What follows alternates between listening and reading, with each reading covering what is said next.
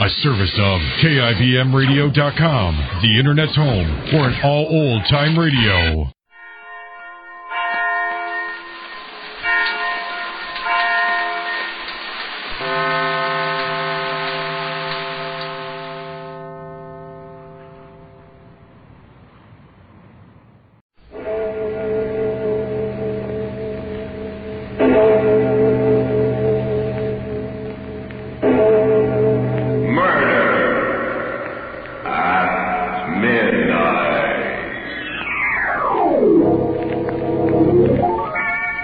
No, don't make me. I say yes.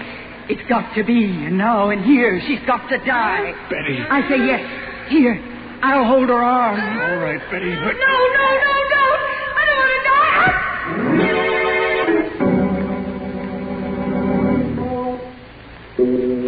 Midnight, the witching hour when the night is darkest, our fears the strongest, and our strength at its lowest ebb. Midnight, when the graves gape open and death strikes. How? You'll learn the answer in just a minute in Nightmare.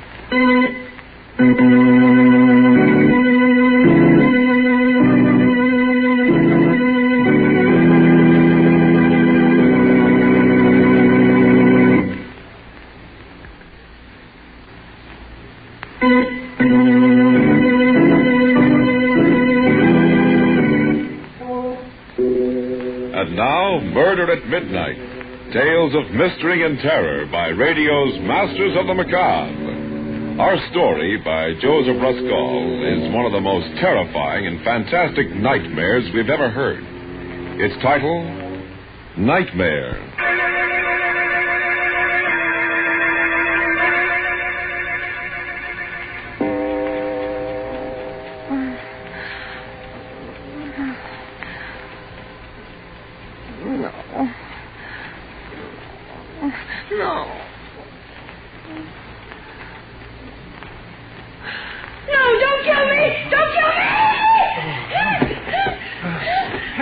Helen, what's the matter? What's the matter? Helen, wake up, for Pete's sake. Hey, stop it, Helen, stop it. It's me, it's Ernie. What? Where am I? In bed. Where do you suppose? It's almost 12 o'clock. I wish you'd let me get some sleep. Oh, thank heaven. Oh, it must have been just a dream. Oh, thank the Lord. Oh, Ernie, it was so real. I dreamed somebody was leaning over me just now with a pillow.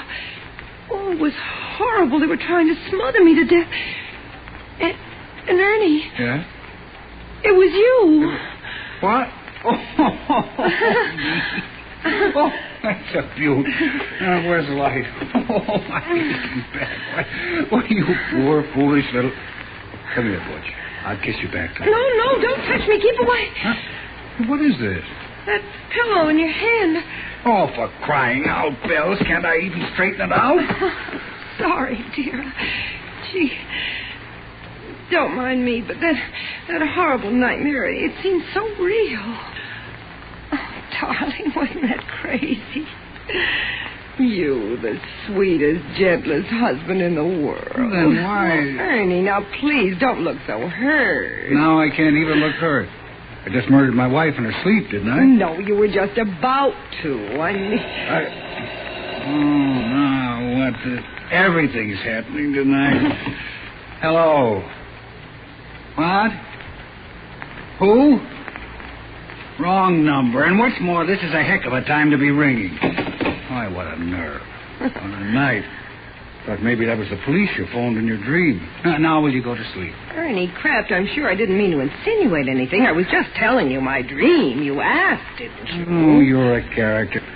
I guess I'll have to put you in that book I never wrote, too. Well, now what? That was in it, too. Huh? That book you never wrote. You've nagged about it so much, no wonder. Oh, and that look when you bent over me, like a madman. Oh. Ernie, what on earth do you suppose made me have a nightmare? That's easy. You would insist on eating hamburgers after the show tonight. Yes, I did, didn't I, when we got out of the movies? Hamburgers, of course. Ernie, they were part of my dream, too. Hamburgers. Ernie, stop punching on that pillow, please. All right. Go ahead, then. Better tell me your dream, all of it. Neither of us will sleep until you do. I'll just light this butt. There. Now, let's have gruesome details. Well, I don't know if I can remember now. It was all so hazy and terrifying. Well, what happened before I smothered you with a pillow? A crazy quilt. Something about your job, and I with a millstone around your neck, and hamburgers, and you hated me, and July 15th. July 15th? Yes, I can't imagine what that meant. Look. Start at the start. Why did I decide to murder you? Because of that other woman, your secret love. Huh? You promised her you'd kill me tonight when I was asleep. My secret love? Yes, she had you in her spell. Oh, that's kind of bad casting, isn't it, Butch? I'm the dishes and dustpan type, remember? In the 5 years we've been married, have I ever looked at another? I know. I told you it was a crazy dream. Maybe you want me to eliminate my one night a week out, too, my Saturday gin rummy with the boys. Oh, no. Who was my secret love? Did she have a face? Oh, this is the silliest part of it, Ernie. It's absolutely ridiculous. It was that girl, Betty Daniels. Betty Daniels? Who's she? You remember that tall, dark-haired artist I introduced you to at Cape Cod last summer? At the exhibition. No, I don't. Oh, wait a minute. Trousers, long cigarette holder, yes. very intense. Yes, very intense. What the devil? What was she doing in your dream? We said hello to her, we walked off, and that was that. Casual. Yes, I know. I hardly remember her myself. I can't imagine why I dreamt of her. Why? No, don't touch me. Don't. No. Oh, that dream. That awful dream. So crazy. And yet it seemed to be telling me something, warning me.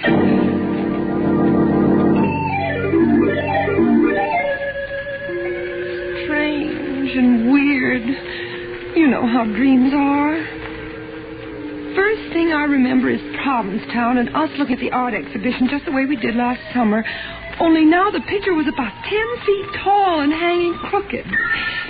And then she came along. Betty Daniels. Just the way she did then. Hello, Helen? And I introduced you the same as I did then, only not exactly the same. Like in a dream. You know, silly.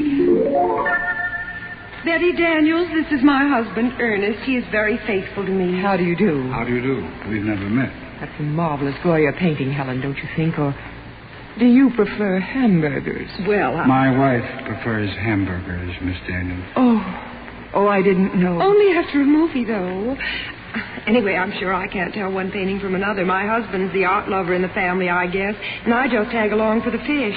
Only I don't like fish, I like hamburgers. I know. You don't wear trousers like I do. You're fluffy. Betty and I met on the beach here, and she's a painter. Our rowboats got tangled. That's how we met. Yes, it was all very casual. I hardly remember. Well.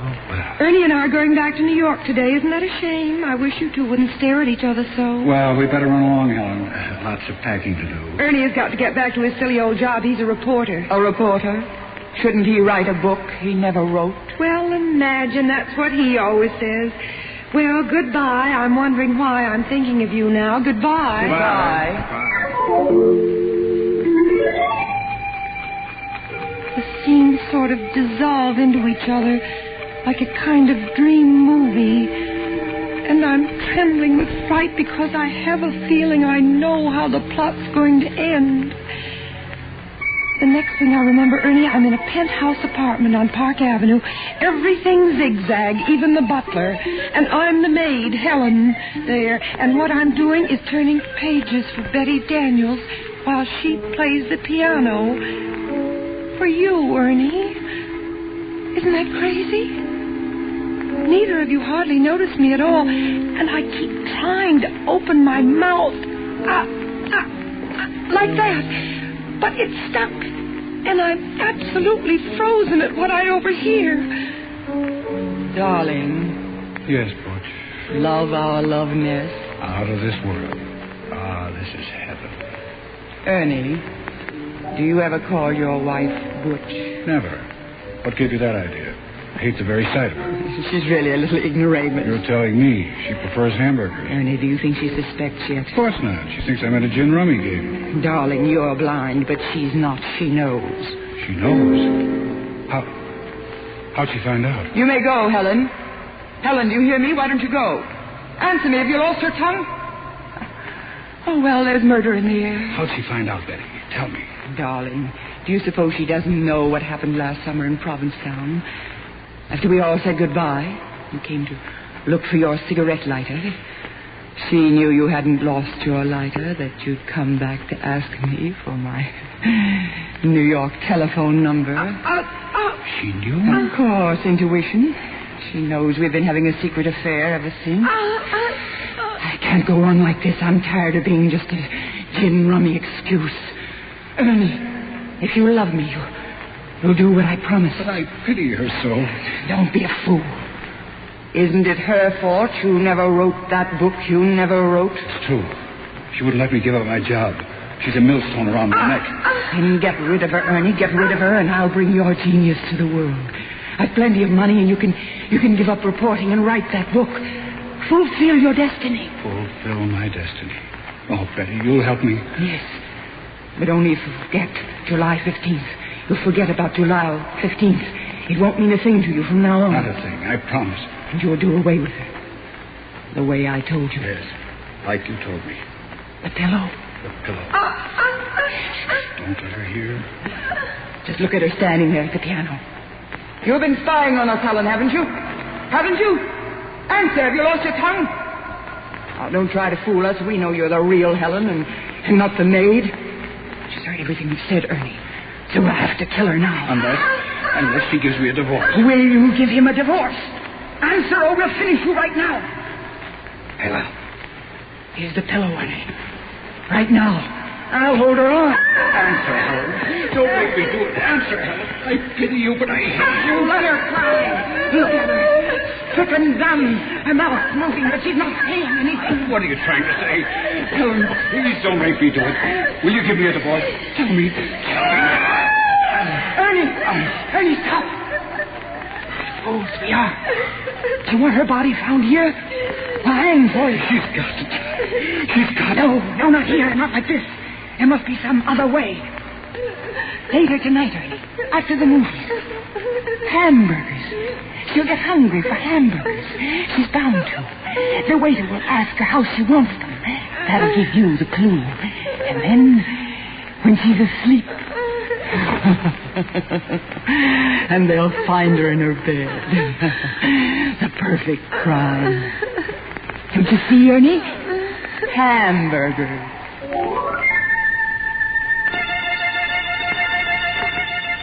A frightened girl reliving a dream that was more terrible than any reality. A dream that could even become more terrible as the clock on the mantel ticks on and the hands draw closer to 12 o'clock and...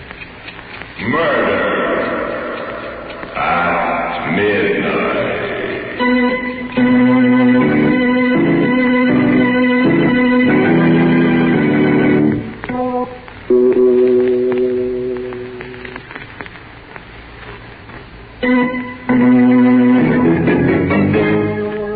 And now back to Murder at Midnight and Nightmare.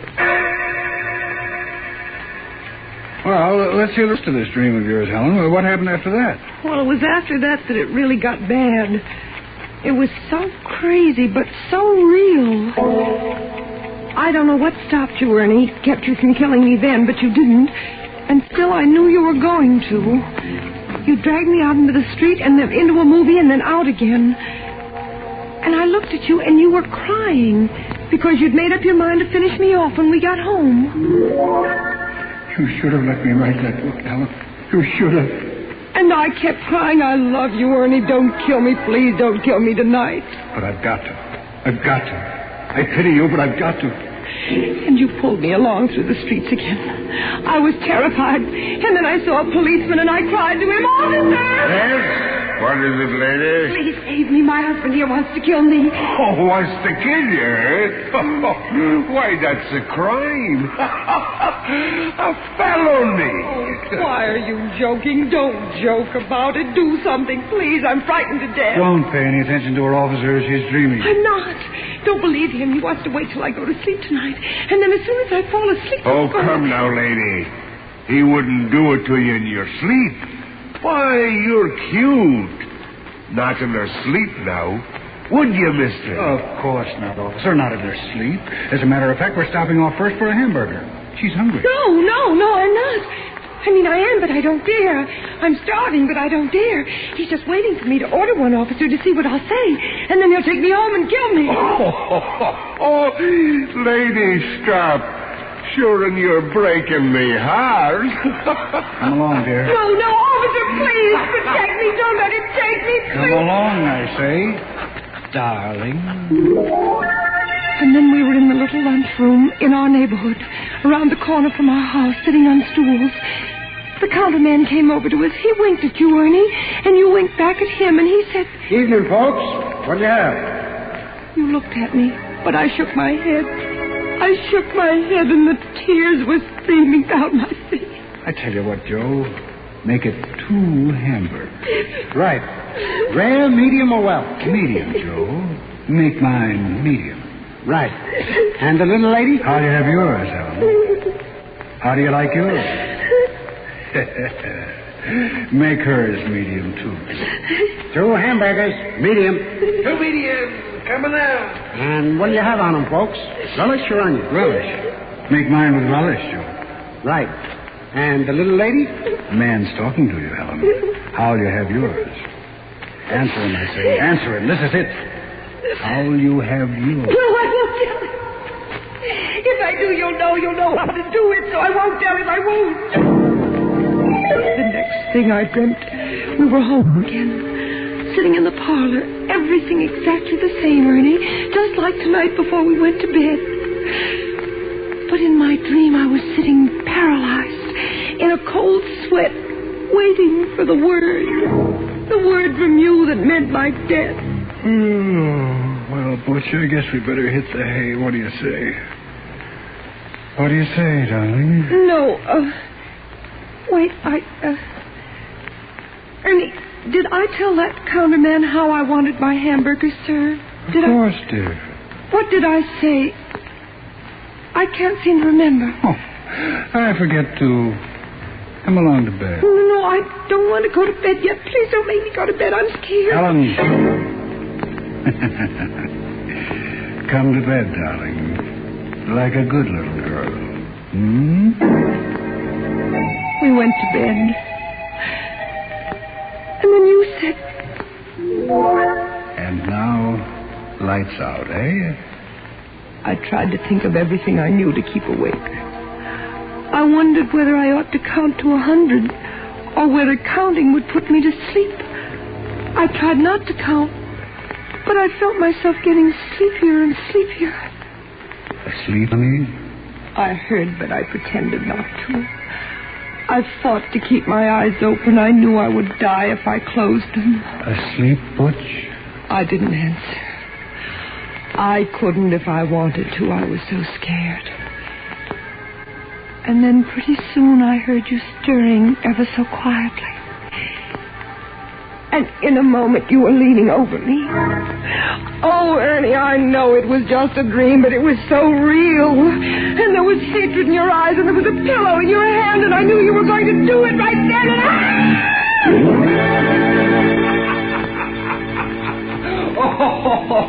Oh, that's a beaut, that's a honey. Oh, my aching back. Darling, when you have a nightmare, you sure do it up golden brown and crazy. Wasn't it crazy? Oh, darling, wasn't it mad? Oh, wait till I tell it around the office tomorrow. Oh, this is too good, kid. But, Ernie, how does a person have a horrible dream like that? What does it mean? Oh, it's a cinch. I'll interpret it for you, and without a dream book, You too. will? Well, go on then, Ernie, tell me. Okay, then here it is. First of all, a dream always means the opposite, right? You ever hear that? Yes, I have. That's right, it does. Which means I must love you simply awful. Granted? Granted, silly. But goodness, what about the rest of it? Easiest thing in the world. Darling, where'd we go tonight? To a movie? What kind of a movie? It was a murder story. Gee, that's right. Do you think that was... Now, don't interrupt, Butch. Who was starring in the movie? Betty Davis? Repeat the first name. Betty. And the villainess in the dream, my secret love, the girl we met last summer, was also Betty. Betty Daniels. Oh! Well, that gave you Betty on the brain when you went to sleep tonight, and movies and murder, and those hamburgers you did stop to eat after the show wrapped up the whole sequence. And no wonder. They're still lying on my stomach, too. Well, what was the pillow doing in it? Sweetness and light, what were you talking about early this evening? That chore you intend to get after someday? Oh, yes, I've got to stuff the pillows. They're caved in the way the feathers have come out. Right, that's your pillow you had on the brain, which brings me back to the hamburgers. Yes, I was going to ask you. I mean, that nonsense of how did I want my hamburgers, what did all that mean, for heaven's sake? Precious, how did you order your hamburgers done tonight? Remember? No, I can't recall. Of course you can. Think now. How do you almost always order your hamburgers? Well, smothered in onions. Oh, Ernie, of course.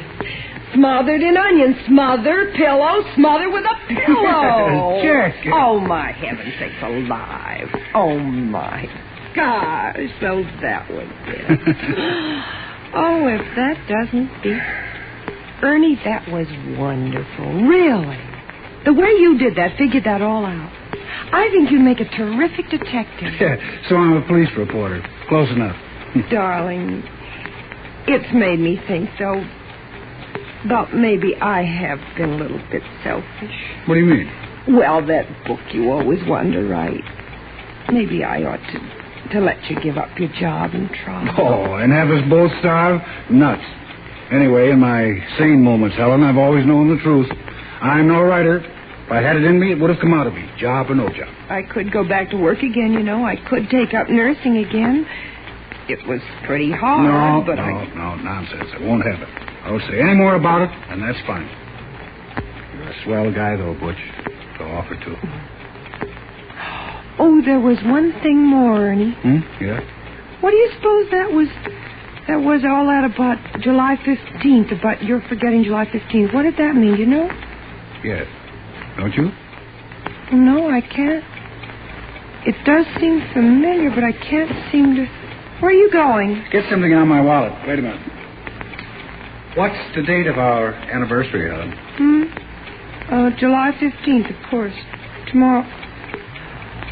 What was that? Right. You've had that on the brain, too.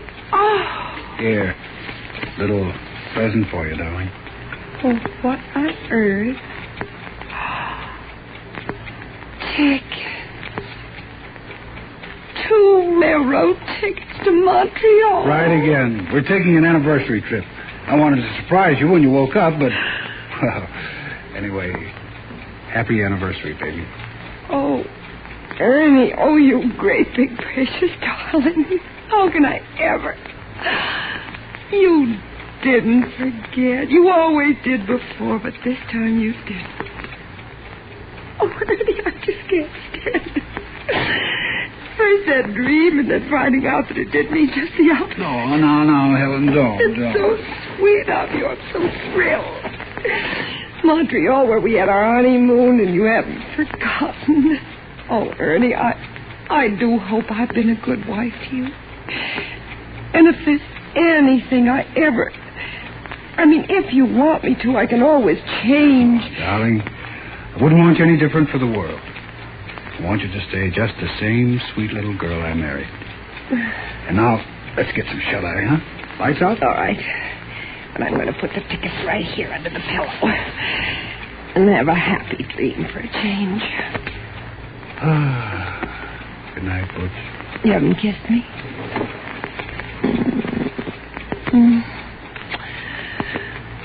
Good night, dear.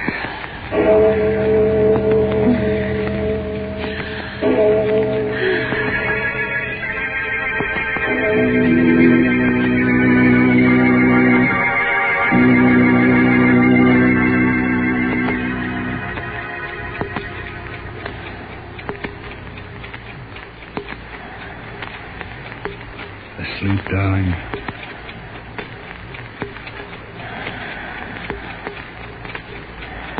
Darling, are you asleep?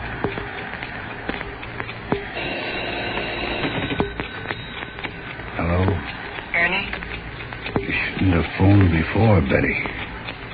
She was still awake. I had to know. Is it done? Not yet. You got the tickets? Yes, It has to be tonight. Promised. I know. Is she asleep now? Yes. Just gone off. Then what are you waiting for? Nothing. I'll do it now. Right now. As soon as I hang up. Putting down the phone, Ernie turns and picks the pillow off his bed as the clock finishes striking 12. Murder at midnight.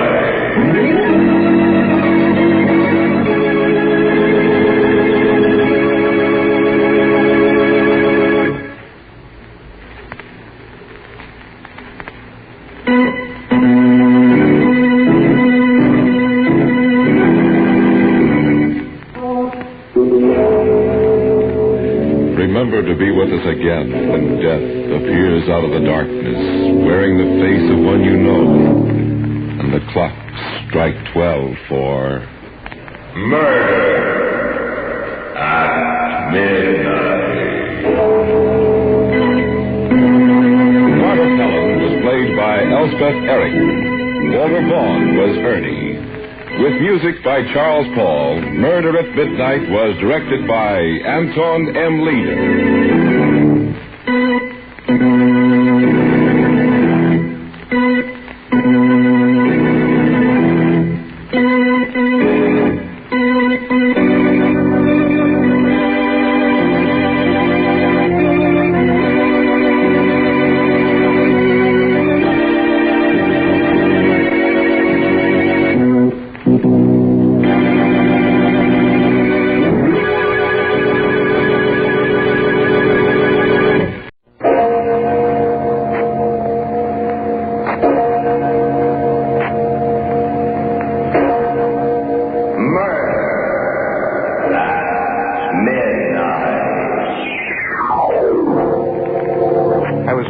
Dead tired.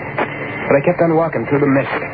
And suddenly I started hearing footsteps behind me. I turned around, and then I saw him. He was walking along slow, dragging his feet, walking as if he couldn't see. His face was all covered with blood. But I know who it was. It was Miller, the guy I killed. Midnight, the witching hour when the night is darkest, our fears the strongest, and our strength at its lowest ebb. Midnight, when the graves gape open and death strikes. How? You'll learn the answer in just a minute in The Dead Come Back.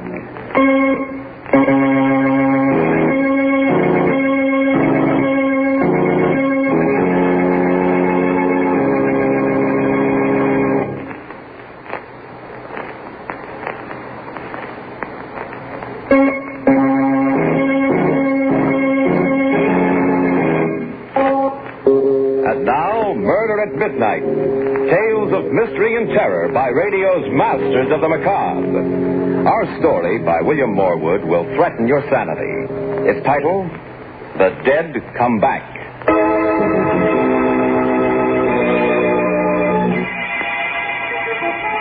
About 1 o'clock in the morning, on a dark, deserted street, standing in the doorway of a gloomy brownstone house, a man with a wild expression on his face rings the bell desperately.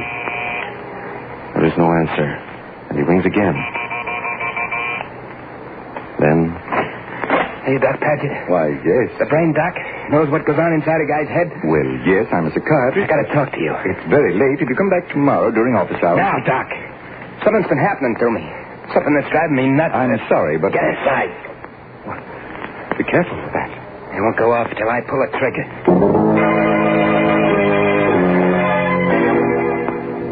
Better sit down, Doc. Very well. Now, just to make sure we understand each other, I put this gun here on the desk. And my watch.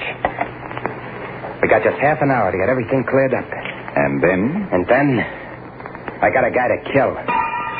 Suppose we start at the beginning. Your name? Lefty O'Connor. O'Connor? So you heard of me, huh? I'm not sure, but the Tilson murder case. That's right. But as I remember That's right. They decided I was nuts, put me away. But get this straight, Doc. Yes? I was never out of my head, and I ain't now. I see. Insanity was something that I cooked up to keep from burning. I played it up all right. Good enough to make monkeys out of the doctors and the jury. But when I got to the nut house, it was different. I didn't have to pretend no more. You know, Doc, some of them whacks act just as sane as you and me. Yeah, I was getting along fine. Till 2 nights ago, when I was called in to see the superintendent. He was a white-haired old guy named Miller. Sit down, Lefty. Cigarette? Thanks, Mr. Miller. Here you are. What's that? This?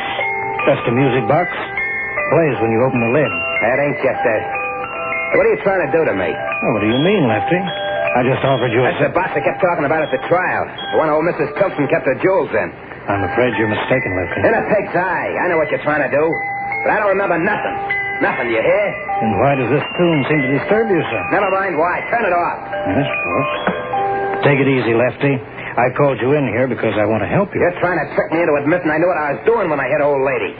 Nothing of the kind. Next you'll be asking me where I hid the jewels. Don't you think I know that routine? There's no routine here, Lefty. You're a liar, Mr. Miller. You got me in here to give me the 3rd degree, to try to break me down all over again. Well, you won't do it. Not again. Lefty, put down that paperweight. So light.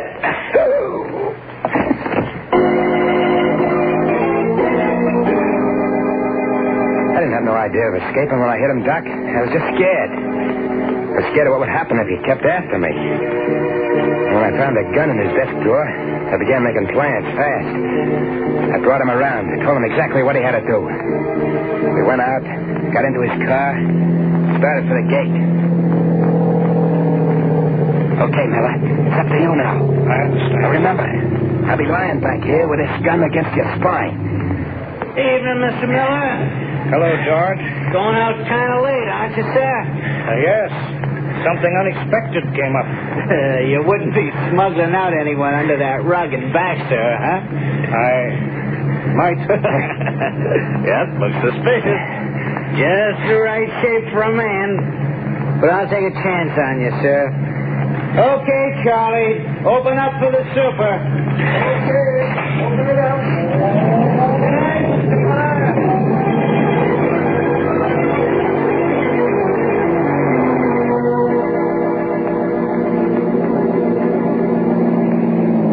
Turn the left fork here. The Ganville Road. I was afraid of this, Lefty. The Tilson Estate's up this way, isn't it? You're too smart for your own good, Mr. Miller. You can turn off here. There's no road. In under the trees. All right.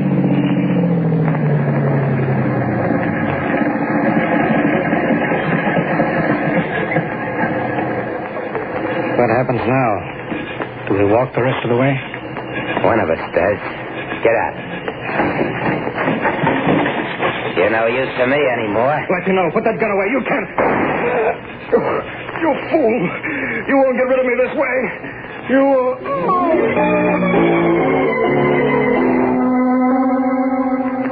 I left him there beside his car and started walking. I don't know how long I was at it. Maybe an hour when I hit the outskirts of town. The light was kind of funny. It was different from anything I'd ever seen. It was kind of yellow. Kind of yellow mixed with a mist that was curling up. Maybe I was tired, I don't know. But suddenly I began to hear footsteps behind me. I looked around, and then I saw him. He was walking on the other side of the road, flying, as if he couldn't see where he was going. His feet were kind of dragging along. His face was covered with blood. But through the blood, I could see that it was him. Miller.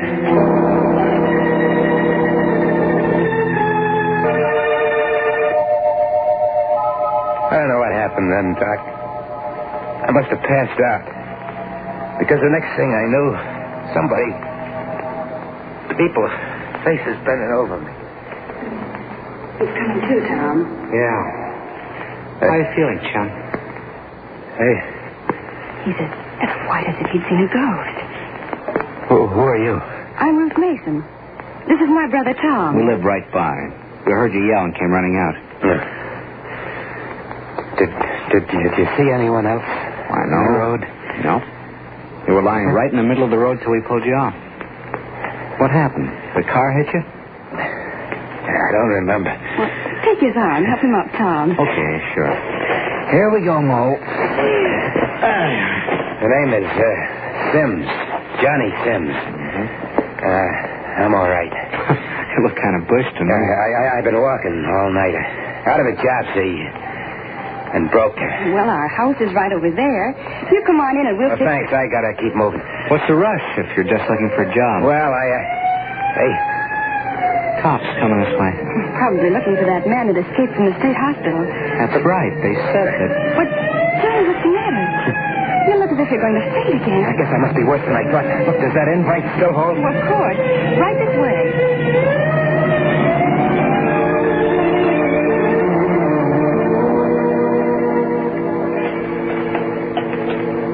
Something more, Johnny?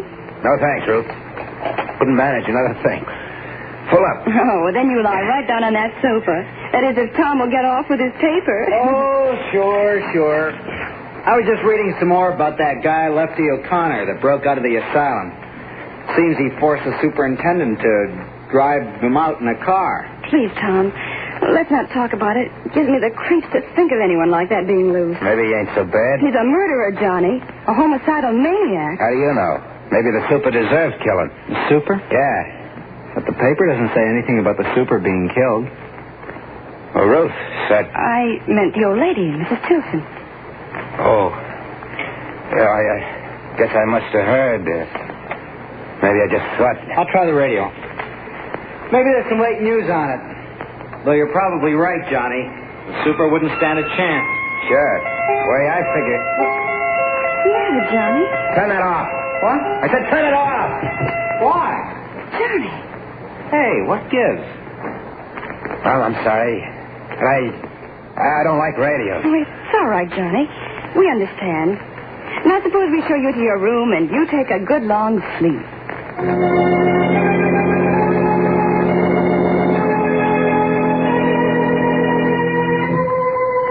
I must have slept like a dead man, Doc.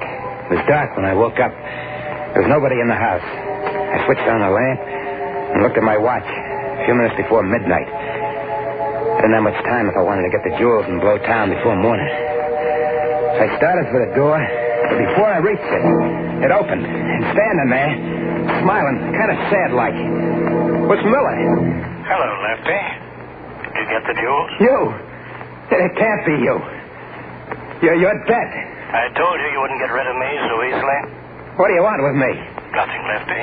Just what I wanted before, to help you. You're lying. You still think you can break me? Give me the confess, but I'll show you. I must have hit the lights, Doc, or maybe they were never on, because suddenly the room was all dark. I struck a match. I bent down to look at Miller, make sure that he was really dead this time. And I ain't crazy, Doc. You gotta believe me. But the man lying face up on the floor was Tom Mason. A dead man who came back. And now, a second victim, as the hands of the clock move inexorably to the witching hour. And yet another. Murder at midnight.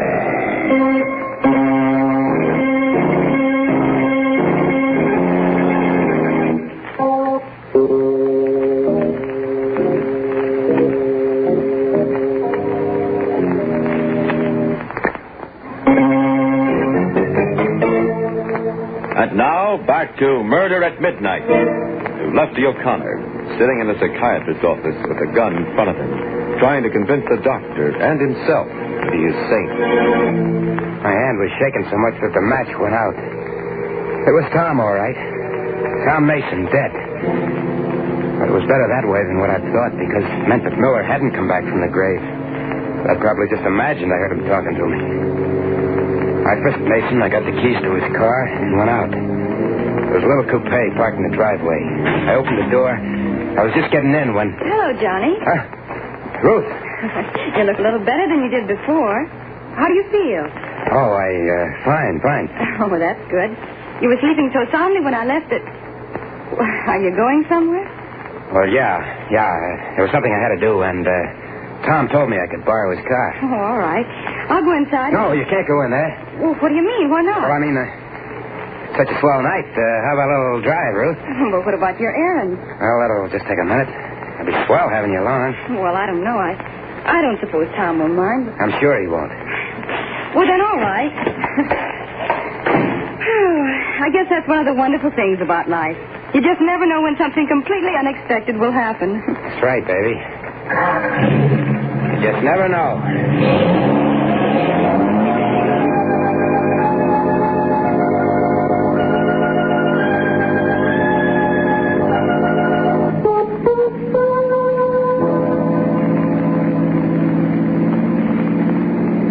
Why so quiet, Johnny?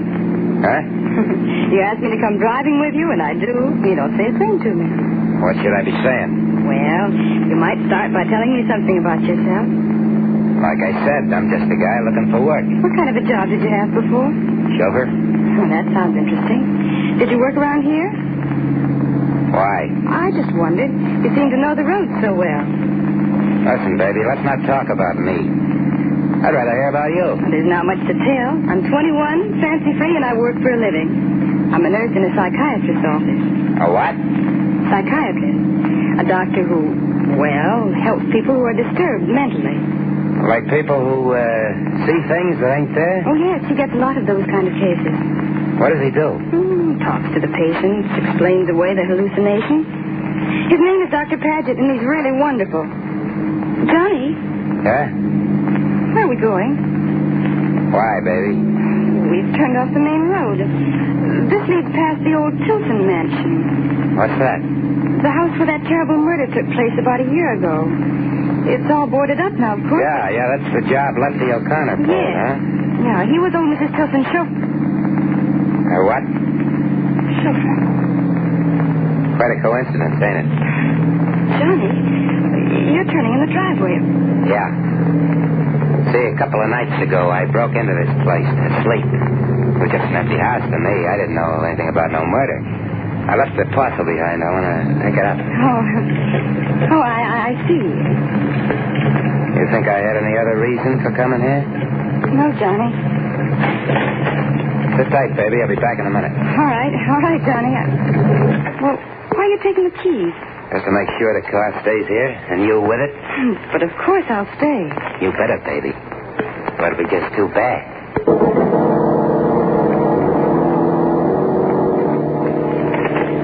Pulled the board loose from one of the windows.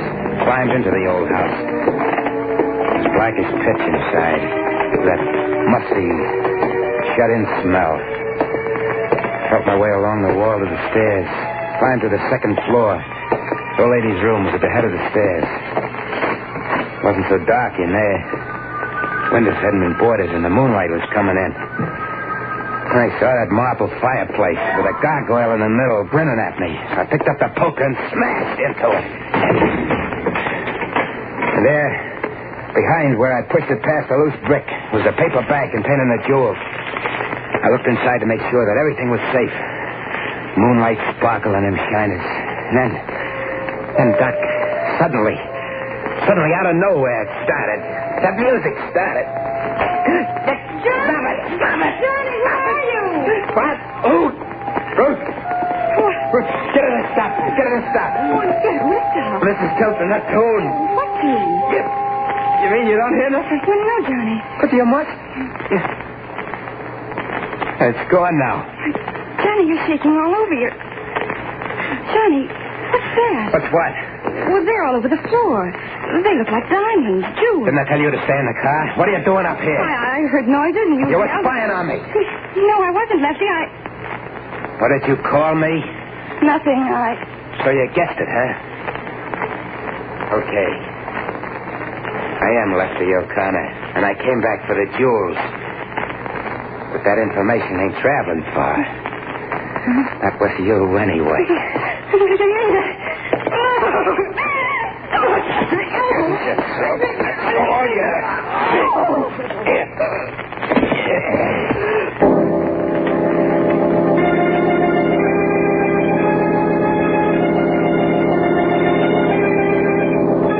I was rattled, Doc. The music did it. That and everything else. I left the lion there, and I picked up the jewels and beat it. Started to car fast. Just about hit the main highway when the wheels started acting funny. I stopped and got out to look. It was flat. My luck had played out. If I took the time to change it, someone might come along, and just then I did hear a car coming. I froze, waiting for it to pass. Instead, it stopped, and... Hi, Johnny. Tom Mason. I got out as soon as I could. Which is the flat? What? How did you know? How did I know? Why, you just called me. You told me you couldn't find the tools. And... I called you? Why, yeah. Don't you remember? No, I don't. I couldn't have. Of course, it's none of my business, Johnny, but you've been acting awful funny. I'm beginning to think maybe you ought to go see a doctor. Someone like Doc Padgett that Ruth works for. There's nothing wrong with me. Nothing. Okay. Get started with this, Jack. The rest of the tools are under the front seat. I'll get them. No, wait. Hey, what's this paper bag doing? Give me that. You're going in for pebble collecting, huh? Pebbles? Yeah, look at them. Oh, they are pebbles, huh? Yeah?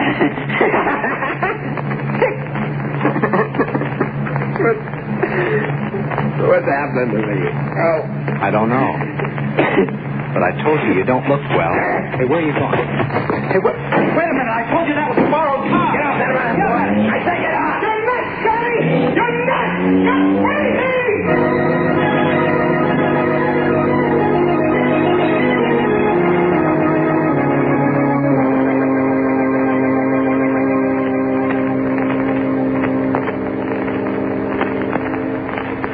Well, there it is, Doc. Uh-huh. That's the story.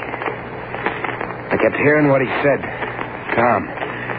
Over and over again. I'm nuts. I'm crazy. But I couldn't stand it anymore. So I looked you up in the phone book and I come over. So what do you expect me to do, Lester? Do? You're a brain doc. I'm not nuts. I know I'm not. Why am I seeing these things? What's happening to me?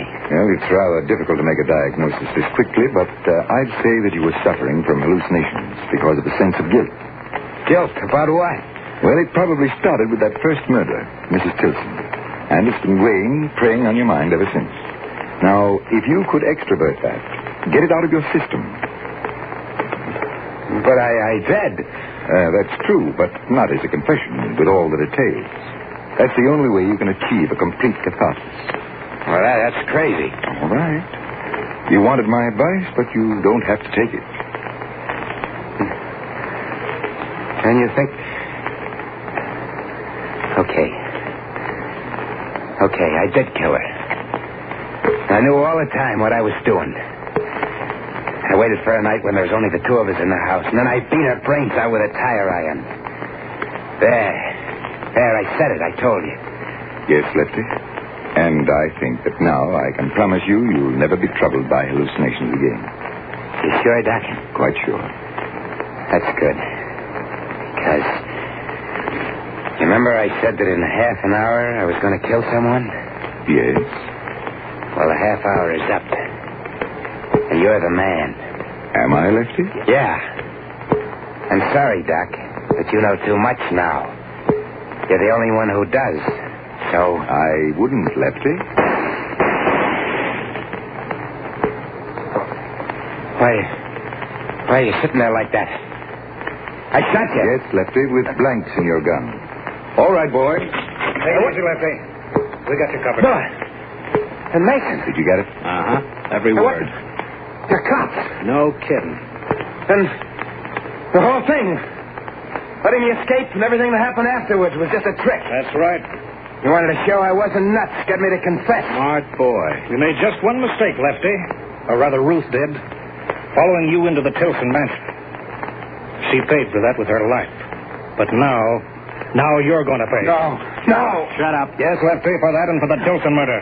And my only regret is that rats like you can only burn once.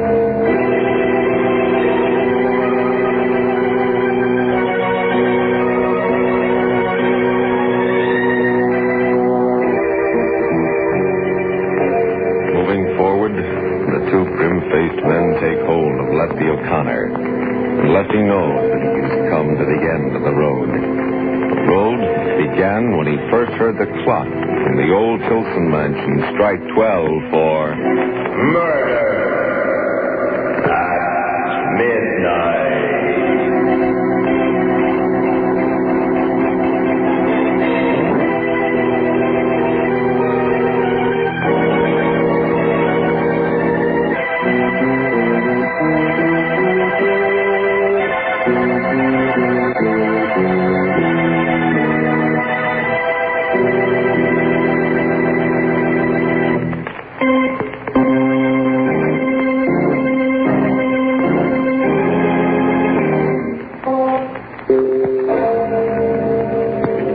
Remember to be with us again when death's face peers out of the darkened windows of deserted houses and the clocks strike 12 for murder at midnight.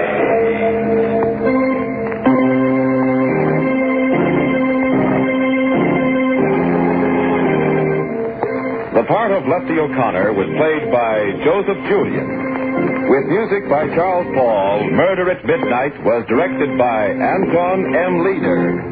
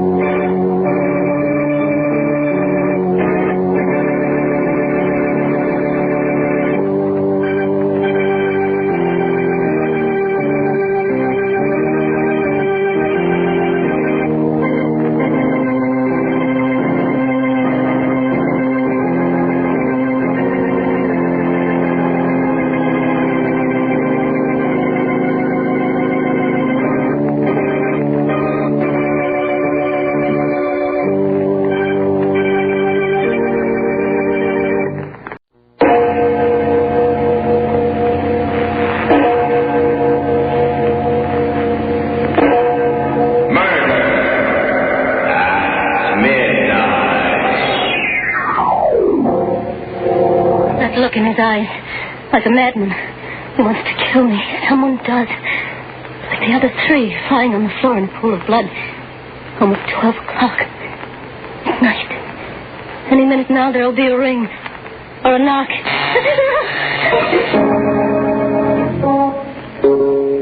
Midnight, the witching hour when the night is darkest. Our fears the strongest, and our strength at its lowest ebb.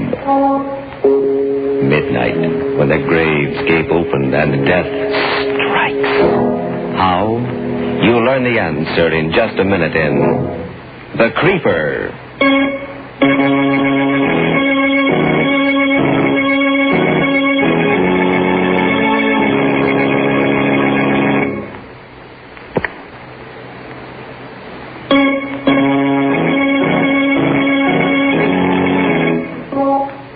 And now, Murder at Midnight. On this program, we bring you the best and most blood-curdling stories ever written. And so now we bring you a tale which you may have heard before. A tale which we consider a classic in terror and suspense. The Creeper, by Joseph Ruskall. In the kitchenette of the New York apartment, a man and his wife listened to the evening news broadcast. New York. The unknown killer called the Creeper has struck again, adding a third female corpse to his toll. Virginia Peters, a comely waitress, was found strangled to death in her third-floor apartment early this morning while her radio blared. As in the previous murders, a note was found scrawled on the wall with the victim's lipstick, and the plea, "For heaven's sake, catch me before I kill more. I cannot control myself." Police insist. Now, why'd you turn it off? Oh, how awful, how awful. And in this very neighborhood. Let's hear the rest. It's very interesting. Oh, you... Don't go turning that radio on again, Steve Grant. Heard enough. I'll go out of my mind, for heaven's sake. That's it. A good, solid clue. What is? For heaven's sake. How many men ever use that expression? Oh, shut up. Okay, Mrs. Grant. Pass the biscuits, my little pigeon. Pass the biscuits. Eat, eat, eat. 3 women in 3 days murdered in cold blood by a mad fiend right here in Washington Heights. I'm too sick to go out, too scared to stay in. The lock's broke. He sits there eating, eating, eating. Pass the biscuits. There's nothing wrong with my appetite, my love. Of course. That's what cost you your job on the police force. When I even think of... Some men drink to escape. I eat. Escape what? What? An ugly tongue, a beautiful face, and a roving eye. In short, a wife. Oh, so you're starting that again. You and your crazy jealousy. Yeah, maybe that's the creeper's way of escaping, too, Georgia. Who knows? Shut up. Go ahead and get a divorce. Go ahead. Can I help it if men look at me? I don't know why you come home at all. Where do you go? What do you do with yourself? Where were you this morning? Why'd you come back? To eat. But someday I'll lose my appetite for that, too. And when I do, my dear, there'll be no escape. And now I'm off again. Kissed? Still using stage lipstick. Wipe it off. How many times must I tell you? You're married now, remember? Steve, wait. Yeah? At least go buy my medicine. Sorry, I got no time. Don't leave me here alone. Stay home this evening. Please, I'm afraid. Oh, don't be silly, pet. Nothing will happen to you. You got a doorman here, an elevator boy, Mrs. Stone across the hall, a phone. You're safe enough. But the night lock, it doesn't work. Oh, now you can't lock me out anymore. It doesn't catch. Something's happened to it since last night. Steve. Get a new one. I can't get a locksmith. I've tried all day. Steve, please. If I want to phone you, where will you be? Out. Goodbye. Take care of your cold.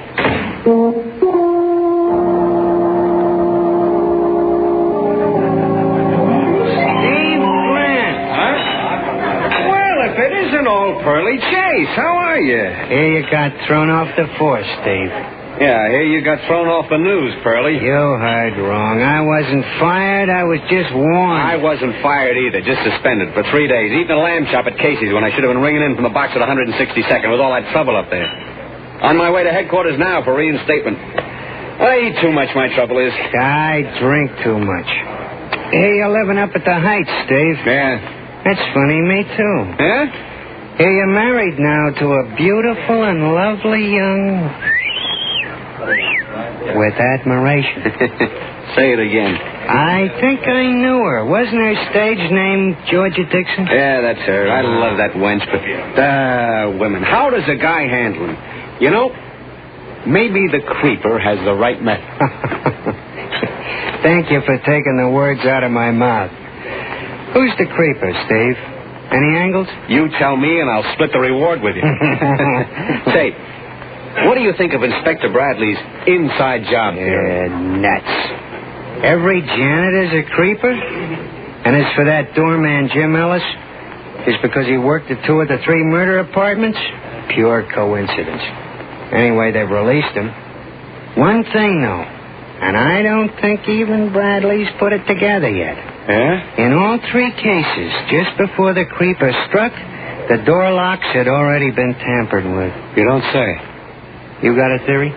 Well, sure. I mean, you take that note on the wall. For heaven's sake, in every case, for heaven's sake, catch me before I kill more. I cannot control myself. Right. Oh. Now, what man uses an expression like that? You want the lowdown? It's just this. A creeper is a woman. A gimmick, huh? Yeah. Like the height of the message from the floor is a trick, 6 feet. And yet I'll lay odds the creeper's no more than a guy your height, say, or mine. 5'9", just like us, you or me. Only crazy. Yeah, how do you figure that? How do I figure lots of things? How do I know where the creeper's going to strike next? You do? Certainly. The creeper's not so smart, he's just crazy. You play along crazy and you're 1 jump ahead of him. That's the trouble with Inspector Bradley. Why, he's up a tree. You expect logical clues from a madman? You play along crazy, make out you're the creeper. And what do you get? Well, go ahead, let's see. All right, the victims are all redheads, every one. You've noticed that, of course. 3 in 3 days? Yeah, now that you mention They it. all lived in the Heights, right? Agnes Martin, Jane Krutsky, Virginia Peters? Right. What was the number of the apartment in each case? Agnes lived in 1A, Jane 2B, Virginia 3C. Don't ask me the why or wherefore. Don't ask me the logic. Just play along crazy, you see what I mean? Where's he going to strike next? Huh? I don't get you. The next victim of the creeper also lives in the Heights. She's a redhead. Her night lock's been tampered with. She's going to get hers today, and her apartment number's 4D. Well, why are you looking at me? Don't you like my arithmetic? Curly, my wife's a redhead. We live in the Heights. And our apartment number is... You're just a boozy reporter.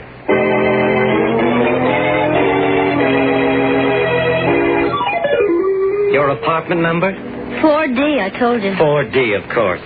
It's pretty late, but I'll have it delivered. I was busy admiring your lipstick, Mrs. Grant. I've nothing like it in stock. 4D, I should have guessed it anyway.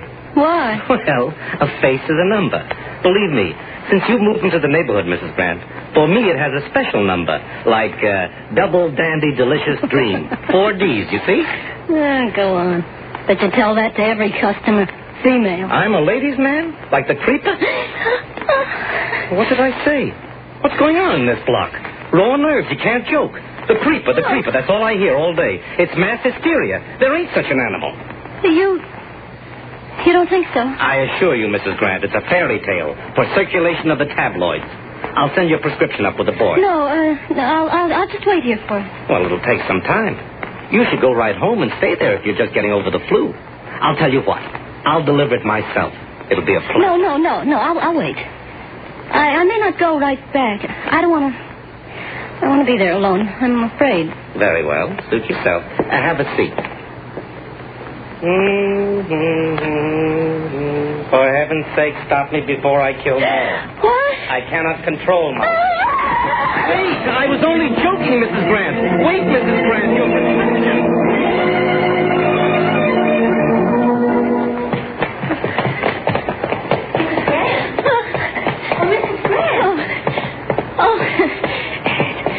Mrs. Stone. Why, yes. What's your hurry here? I just got such a scare since these awful murders in this neighborhood. Yes, isn't it terrible? I'm simply frightened to death myself. You walking home? Yeah, I guess so. But I'll go with you. It's good we live in the same house. At least if I had a double lock, but the night one doesn't work. Oh, really?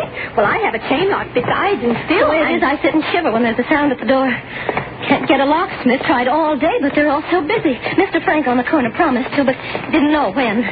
Why are they all so busy? Well, my dear, because every woman in the neighborhood's changing theirs, too.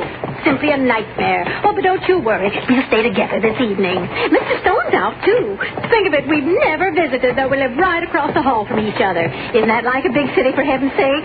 Or would you rather I dropped in on you? Well, I don't know. Well, make it your place, then. Isn't it horrible, the ghastly things they're saying? The theories one doesn't know what to think next. You believe the latest? The latest? That maybe it's a woman, the creeper? A woman? Can you beat it? I just can't imagine how in the world the police figure that, for heaven's sakes. Can you? I say, can you, Miss Grant?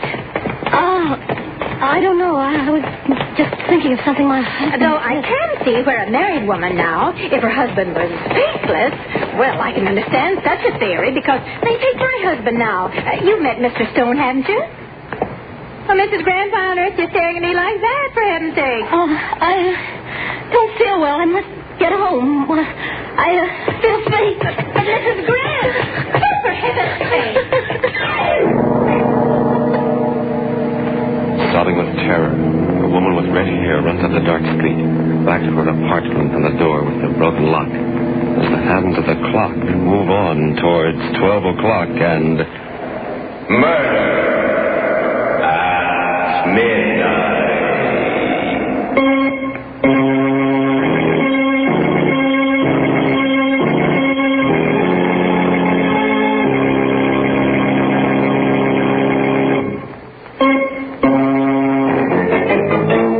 And now, back to Murder at at Midnight and The Creeper.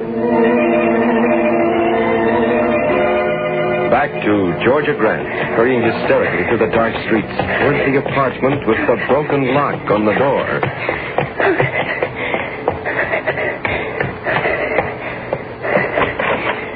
Good evening, ma'am. Out late, aren't you? Oh. Yeah, you're the new doorman? Just relieving Charlie. Nice night. Yeah, it was very nice. Here, let me ring the elevator for you. No, you don't have to trouble. No trouble, ma'am. There. Apartment 4D, huh?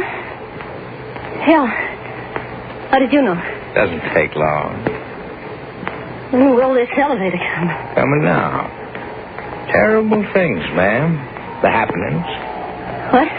The creeper. It's Going up? Yeah. Up and down, up and down. The ups and downs of life, that's me. I'm a living milkshake, Mrs. Grant. Uh-oh. What's wrong, Jimmy? Stuck. Imagine getting stuck between the third and fourth with a production like you. Get going, Sonny. Want me to report you? Okay. Can't you take a joke? Maybe I misconstrued that smile you always give me. Maybe you shouldn't ought to smile that way. Fourth floor. Let me out. If I drop in later, will you be more receptive? Oh. Home. Oh, thank goodness. Must be going out of my mind. Key. Where's my key? Darn this lock. Darn the lock.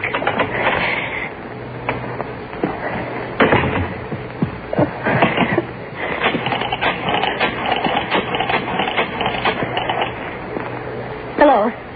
Is the locksmith in yet? Well, I want to know how soon I can get my lock changed. Yes, I know it's late, but he promised. This is Mrs. Grant. Yes, 4D, yes. I know you just explained to me, but I must... Georgia? Yes? Yes, so won't you... I've been waiting for you. Don't you little fool, it's me. Do you want the whole house to... That's better. What are you doing here? Oh, don't worry. You haven't got a thing to worry about now. I've come to protect you. Give me the phone. Hello? Never mind about the lock, thank you. Sit down. Make yourself at home. Been waiting here for you. Long time no see, Georgia.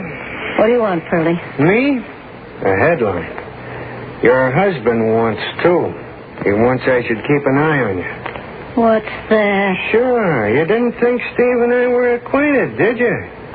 Oh, yes. From way back. Just met him at a bar. I don't believe you.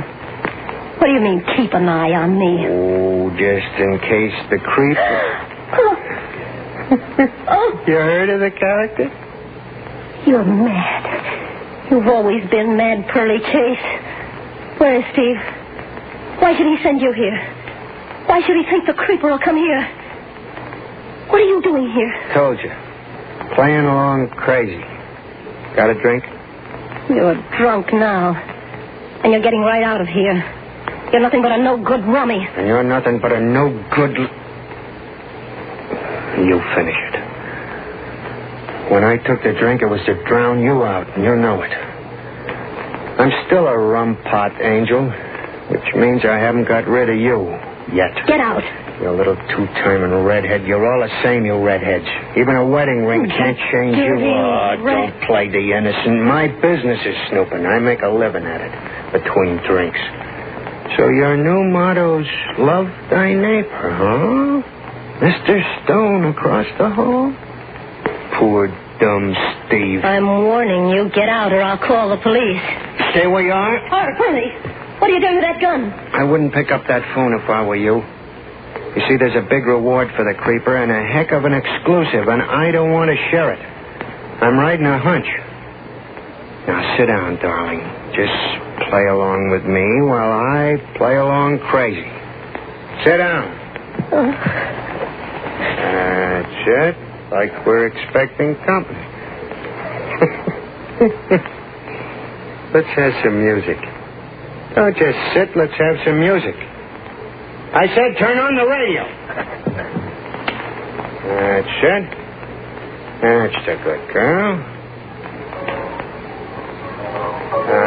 Dance music. Let's dance. Give me a rum. Let's dance. Like old times. Around and around like my brain. Why are you trembling? I still love you, you little fool. Ask me why. I love you, you lovely redhead. I could kill you and you deserve it.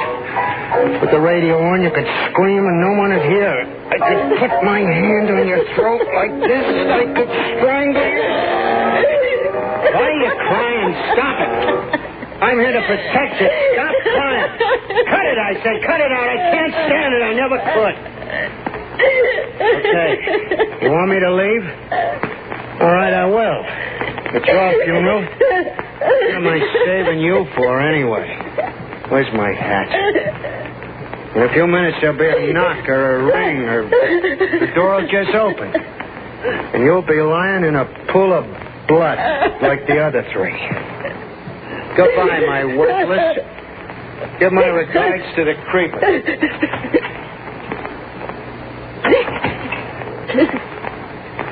What if he comes back? He wants to kill me. Somebody wants to kill me. Must lie down. My head is splitting.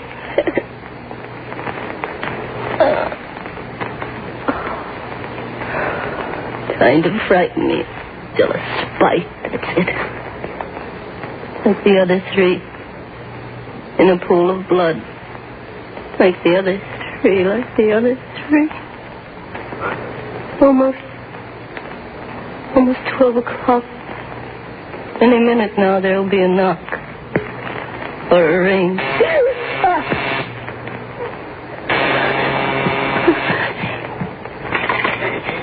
Yes? This is the doorman, Mrs. Grant. Yes? The druggist is here with the medicine. Shall I let him up? The medicine? Yes, let it... No. Don't let that man up. Want me to bring it up? No. I'm perfectly all right. I don't need any... I don't need it, you hear? Don't you dare come up. Don't dare leave.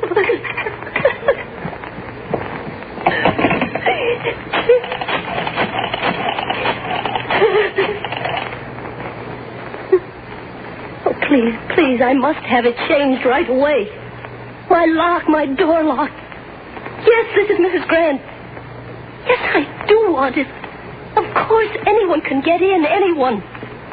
They want to murder me, but I don't know who. It's the creeper.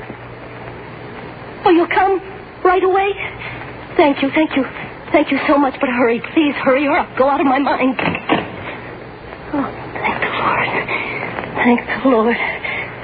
Like the other three in a pool of blood. Any minute now, a knock or a ring.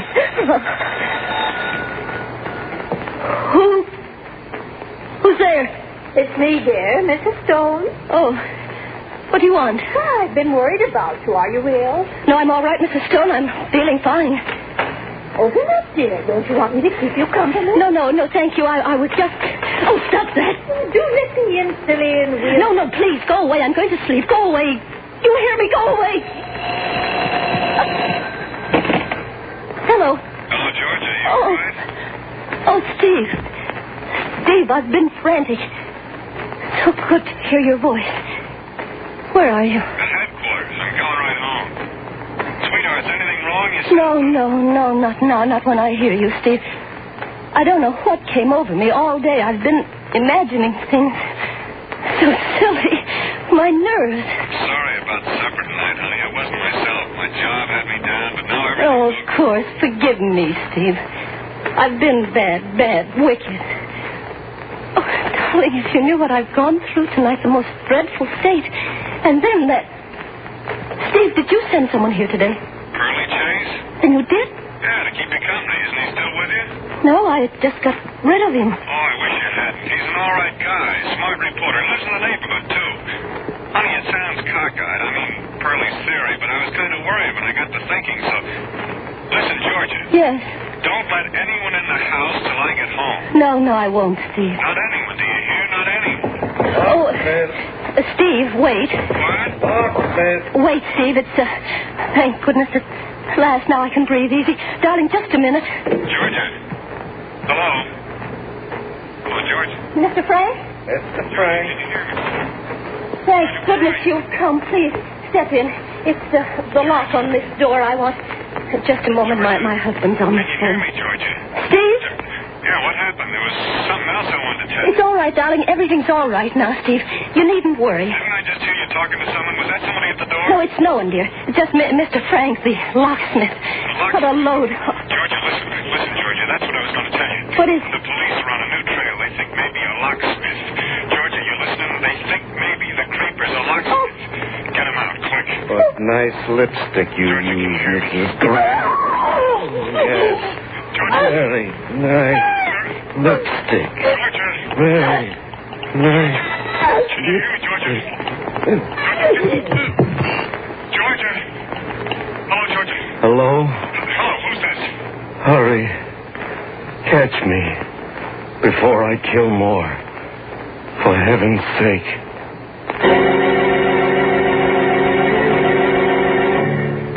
Soft footsteps hurrying down the corridor, away from the door with the broken lock now standing ajar. The body of a red-headed woman. And still, should she not have known that her only visitor would be death? And the clocks struck 12 for murder at midnight.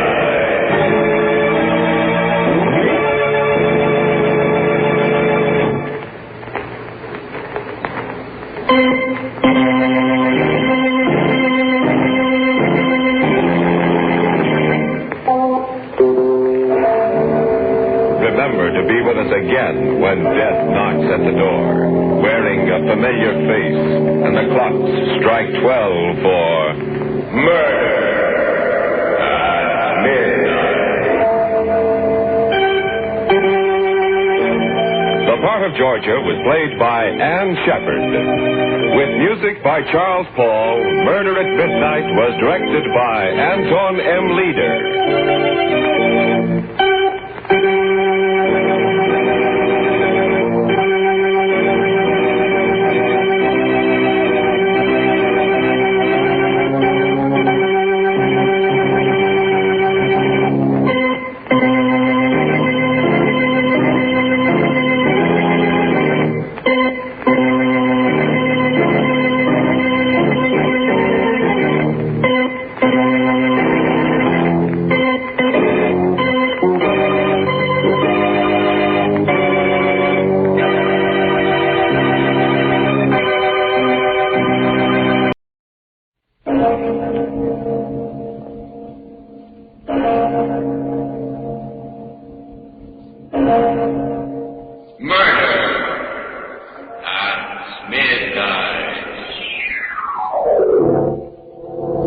For the last time, Walt, please let me go. Nuts.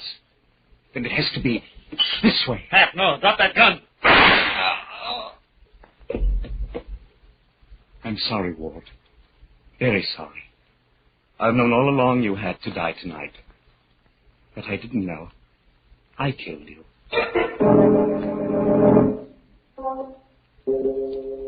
Midnight, the witching hour when the night is darkest, our fears the strongest, and our strength at its lowest ebb. Midnight, when the graves gape open and death strikes. How? You'll learn the answer in just a minute in The Man Who Died Yesterday.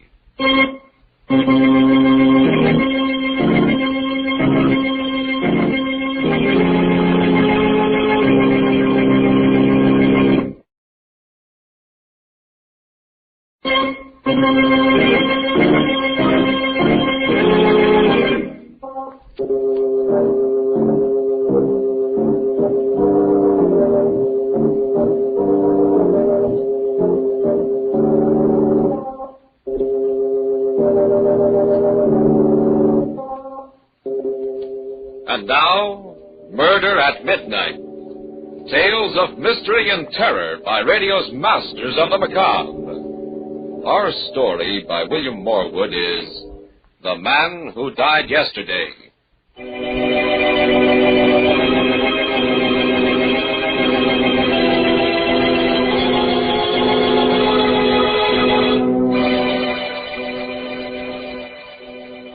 Afternoon on a little-traveled highway. A strange-looking man in threadbare clothes stands hopefully by the roadside. A car comes around a curve. Slows up. Stops. Looking for a lift? Are you headed for New York? That's me. Hop in. Thank you. It's very good of you. I'm in a hurry to reach New York. I haven't much time, you see. Yeah, sure. I picked you right off for a big executive on his way to a board meeting. Nothing like that. It's just that, there's something terribly important I've got to do. A mission. Oh, Salvation Army, huh? No, United Nations. I have to see the Secretary General before midnight tonight. That leaves me only 8 hours. The United... You feeling all right, pal? Yes. I was sick, but I'm feeling fine now. You don't look so good to me. What is a ghost? Of course, you could do with a haircut, too. I suppose so. I'm afraid I've been out of touch with civilization a long while. By the way, my name is... was David Hepgood. Hi. I'm Walt Griggs. Can't you drive any faster, Walt? We've still got a long way to go, and... Well, I'm worried about this part of the road. There's going to be a rock slide. Rock slide? Oh, you mean those signs? That's nothing to worry about. They put them up on... What is it? It's all right. Keep going, Walt. We got through safely. Yeah, but there was a rock slide, just like you said. Of course, but... How did you know? I can see ahead, Walt. See into the future. For 24 hours.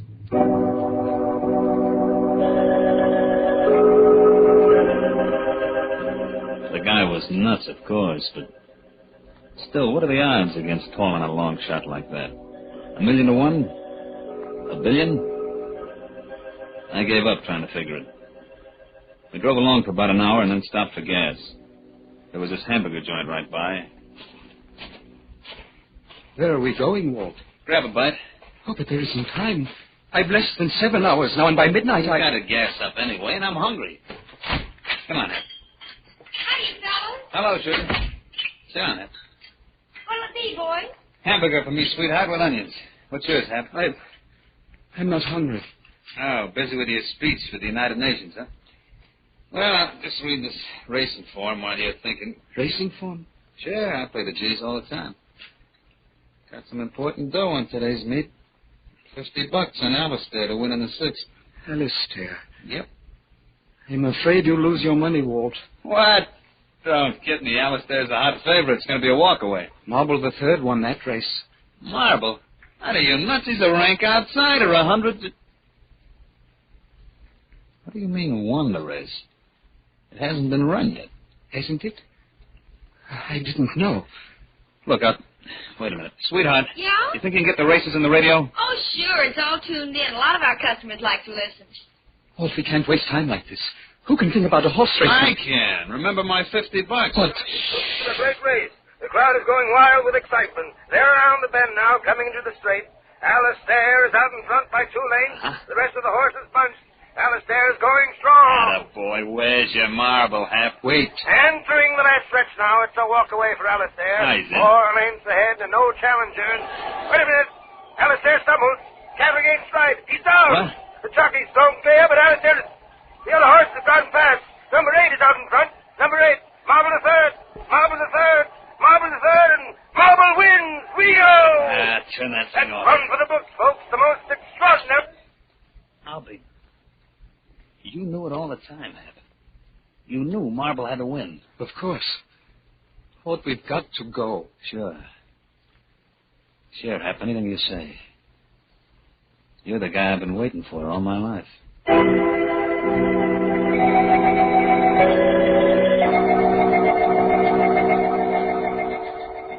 I didn't need no more figuring to tell me Hap was a gold mine. And I had him first before anybody else could get their hooks into him. The only thing that worried me was the way he talked. All this about midnight, not having much time. I had to use him while I had him, even if it meant taking chances. So while we drove, I worked on a plan. Walt, we've left the New York Road. The signs are pointing the other way. I know. I'm taking a shortcut through a town called Hassock. Hassock? Yeah. That name mean anything to you, Hap? Hassock? Think hard. Let me see. There's going to be a hold-up there tonight at the factory. 2 men involved. They steal the week's payroll, $10,000. $10,000, huh? They get away with it? There's a chase, but they shake off the police. Great. Couldn't be better. Why? We're the 2 men, Hap. You and me. What? No, Walt, no, I'm not a criminal. And I've something else to do with what little time I have left. You're coming with me, Hap. Maybe this will convince you. The gun doesn't frighten me. Stop the car and let me out. I've got to get to New York. All right, look, I'll make a deal with you. You come with me on this stick-up, and I'll drive you straight through to New York without stopping. Are you on? But I can't, Walt. My message concerns the whole world. It's the only way you'll get to deliver it. Well, if it is the only way, all right. There's something more I've got to tell you, Walt. What's that? We leave a dead man behind. It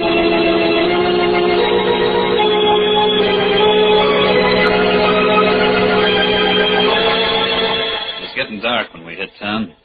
I drove down the main street and onto the factory building beyond. It was all dark except for a light in the cashier's office. Hap and I went in. There was a guy sitting at a desk. Who are you? What do you want? There's $10,000 in that safe. This is a stick-up, brother. You're crazy. There's no chance. Open up. I'll do the talking. I warn you, man. You'll be caught. Shut up and start turning that dial. All right. I guess you win. Come on. Snap into it. I'm doing the best I can.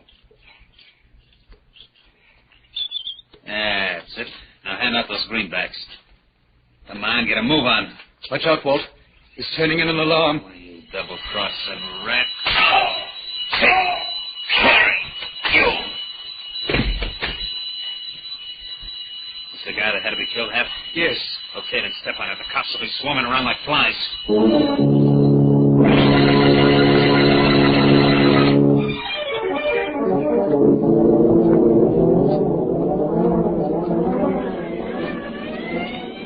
They're gaining on us, Walt. Can't go any faster. I'm down to the floorboards already. They'll start shooting soon. You sure we get away? There's no slip-up? No. We get away all right. Good. Where did they get you, Walt? I am. What do we do, Hap? Keep driving till we hit that bend in the road. Yeah? There's a clump of willows around the corner. Pull in there. Okay. Here goes. Stop the lights. Off.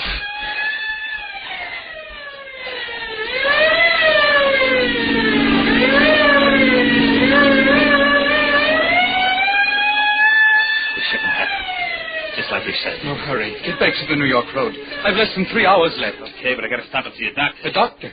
Sure, my arm. Oh, what's the matter, Hap? I'm afraid of that doctor. Something happens there that I don't understand. What is it? I don't know. It's something I should have explained before. I can see into the future for you, Walt, and for everyone else. But not for myself.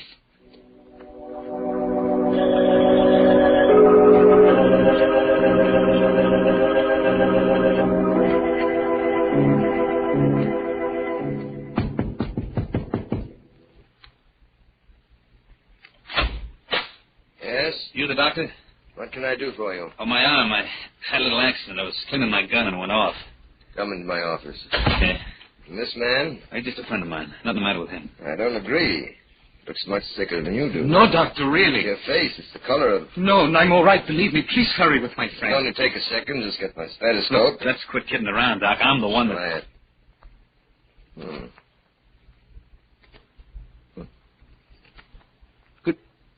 Good Lord. What's the matter, Doc? Why are you looking at him like that? But it's impossible, of course, but there's no heartbeat. No. But that's impossible. If your heart wasn't beating, you'd be... Dead? Yes.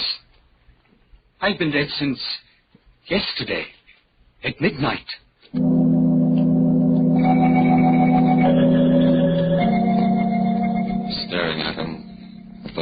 corpse of the man who died yesterday. Walt, the doctor, draw back in horror. Just who is David Hapgood? Perhaps we'll know when the clock strikes 12 for Murder at Midnight.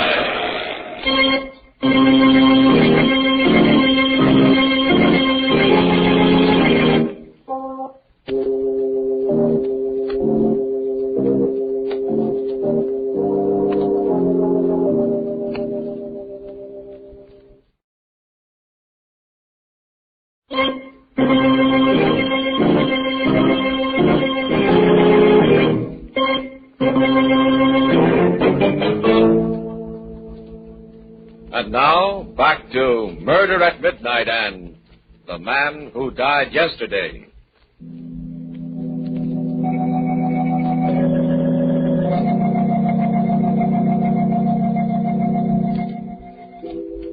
The goose pimples were standing out on me. Here I'd found the guy, been with him for hours, through a hole up in a kiln. And now I was hearing from his own lips that he was dead. He gave me the creeps. I wanted to take it in the land, but instead I was froze to the floor. I heard the doc saying... You've been dead since yesterday? Yes, Doctor. But that's impossible. There must be some explanation, some obscure heart condition. There is an explanation, but not that kind. You see, I was cheated out of 24 hours at the time of my birth, and I'm just making up for it now. How do you mean? This will sound fantastic to you, but nevertheless it's true. I was born on a ship crossing the international date line. I started coming into the world during the last moments of a Friday and finished up early on Sunday. So I skipped a whole day of my life. I've always been living 24 hours ahead of myself. But that's shit. Gospel, Doc. He can call the turn on anything like he was reading tomorrow's paper. I told you it would sound fantastic, Doctor. But it is true. When I realized it, I tried not to use it for selfish ends. I wanted to help people, but I never could. People would never listen to me, believe me. Finally, I realized that there was no place for me in the world, that man wasn't meant to know the future. So I went away, up into the woods. How long ago? About 10 years ago. Away from civilization, it was easier. I still knew what was going to happen, of course, but with no way to communicate my knowledge, my conscience was at rest.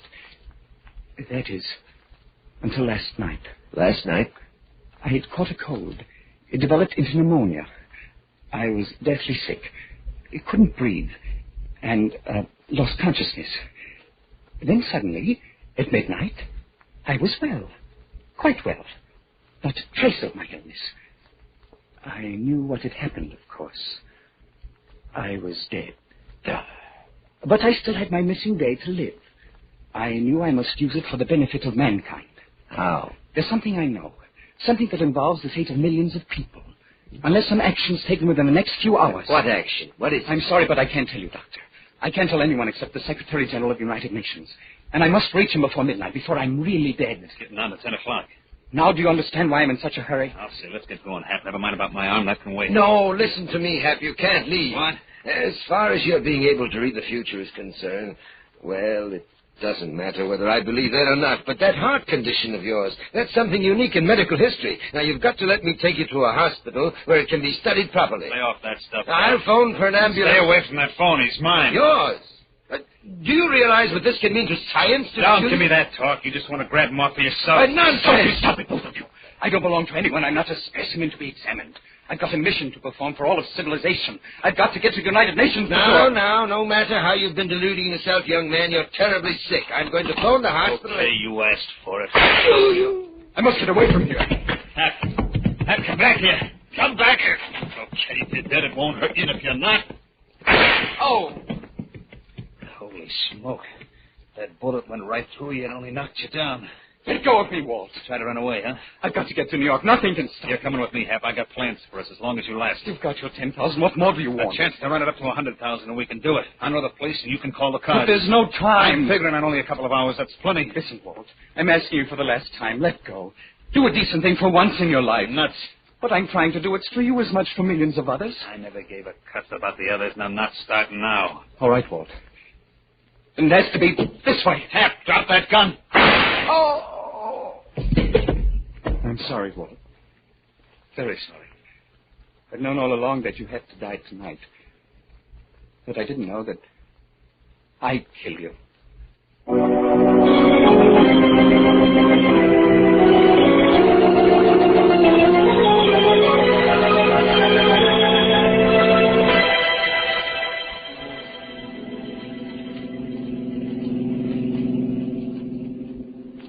Kind of a silent type, ain't you? Sorry? Oh, that's all right. I don't like fellas that gab too much. You know, it was nice of you to pick me up back there on the road. I was lonely. Besides, I needed reassurance. How's that? You see, I've been out of touch with civilization for some time, and the people I've met today weren't inspiring. You're a strange guy, do you know it? Am I? Yeah, I mean, the way you talk and look. You don't look quite real. Oh, now don't get me wrong. I like you a lot. Oh, I'm glad. Well, for instance, we've been driving for nearly an hour now, and you haven't even made a pass at me once. I'm afraid that wouldn't do either of us much good. Yeah, but just the same, a girl appreciates a little thing like that. Incidental, what's your name? You can call me Hap. Hi, Hap. I'm Hazel. How do you do? Well, I guess I ought to tell you something about myself. Well, I know a little already. Huh? You're going to New York to find your fiancé, aren't you? Yeah, a guy called... Say, how'd you know that? You're going to look him up in the phone book and call. Then you're going to find out that he's married. What? Oh, you're kidding me. Jim wouldn't do a thing like that. He'd wait for me forever. He said he would. And hey, why are we stopping? Almost out of gas. Howdy, folks. Fill her up as quickly as possible. Okay.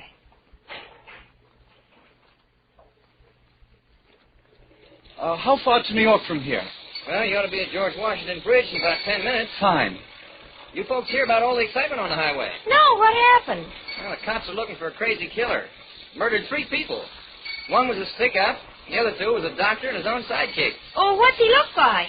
Well, according to the radio, he's got a chalk white face, a mop of hair that looks like it hasn't been cut in weeks, no hat, and... What's the matter, Bud? What are you staring at? Your friend, I gotta get something out of the office. I'll be back in a minute. He's going to phone the police. This is your chance to get out, Hazel. Oh, no, I'm staying with you, Hap. Now, you better get moving and keep moving.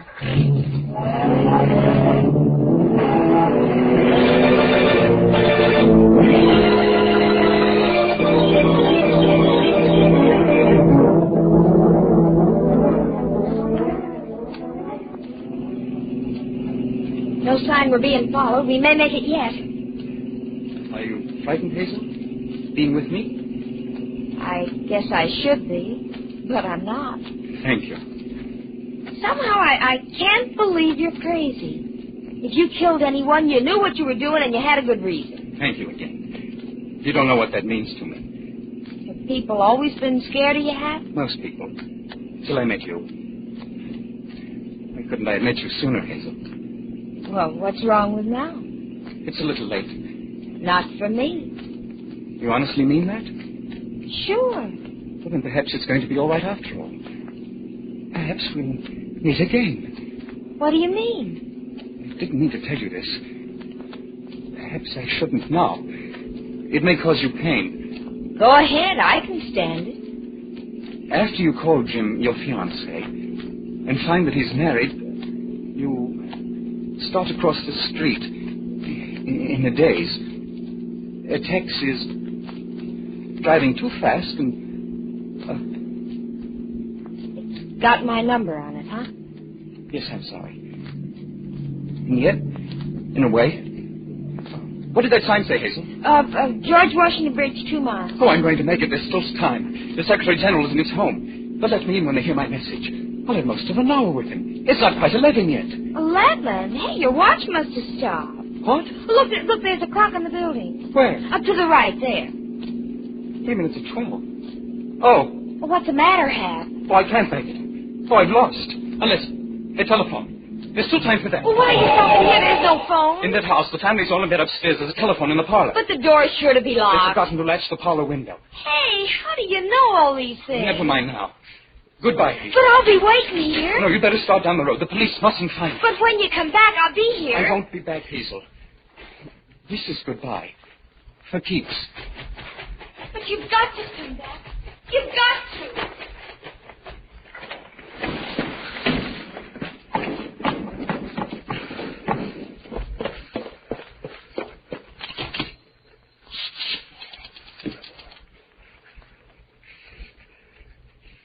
Operator, get me the Secretary General of the United Nations at his home. Hurry, please, it's urgent.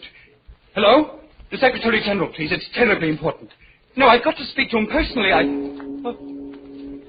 Midnight. Hello? Will you get him for me? There's no time left, and... Never mind. I'll tell you. It's about...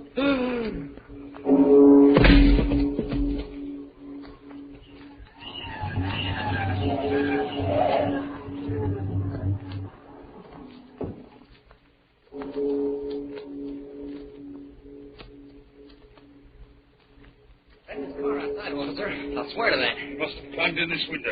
Better go in and have a look.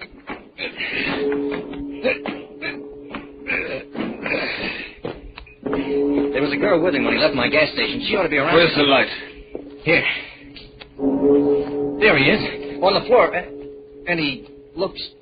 He's dead, all right. No wonder. Look at that hole in his chest. Wait a minute. There's something funny here. That wound never bled. Huh? The only way that could happen is if he was dead before the bullet hit him.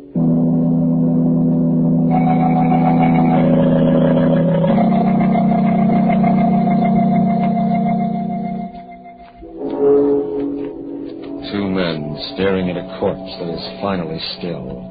And still forever. The corpse of the man who died yesterday. While outside, somewhere in the night, a restless spirit keeps a rendezvous that none can avoid. And the distant clocks chime the last notes in epilogue for... Murder at Midnight.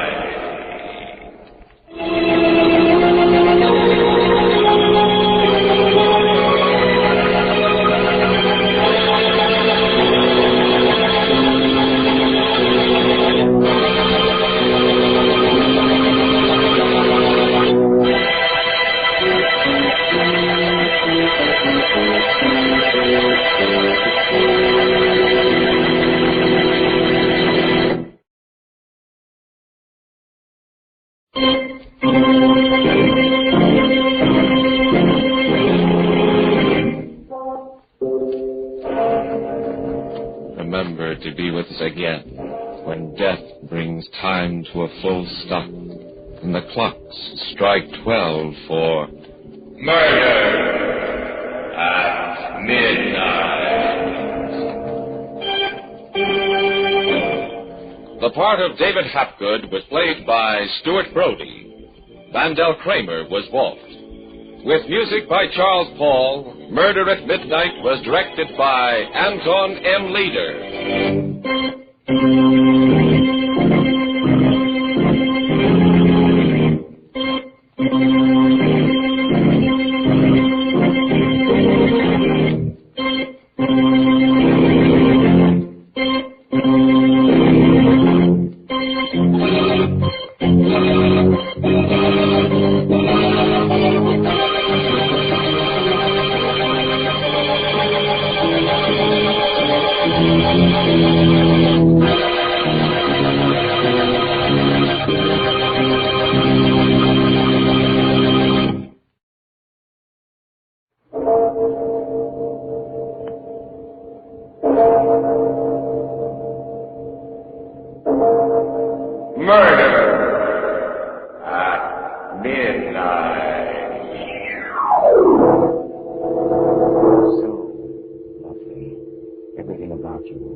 Your eyes, your lips, your lovely white throat. I can feel it pulsing under my hands, throbbing. Don't, Frank, you're hurting me. You're choking me. No!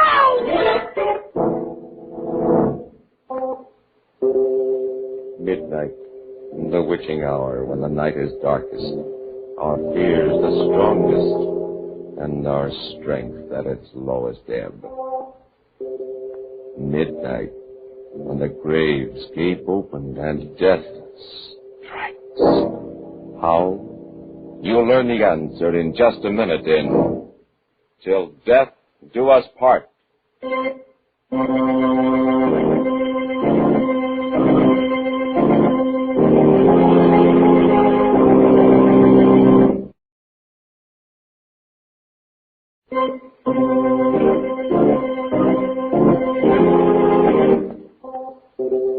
And now, Murder at Midnight.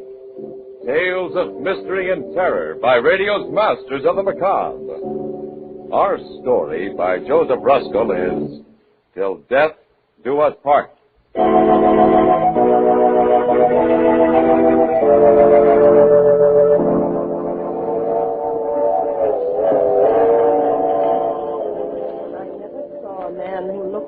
Wistful eye upon that little tint of blue which prisoners call the sky. Ruth, I want to tell you something. Put down that book and listen. I love you.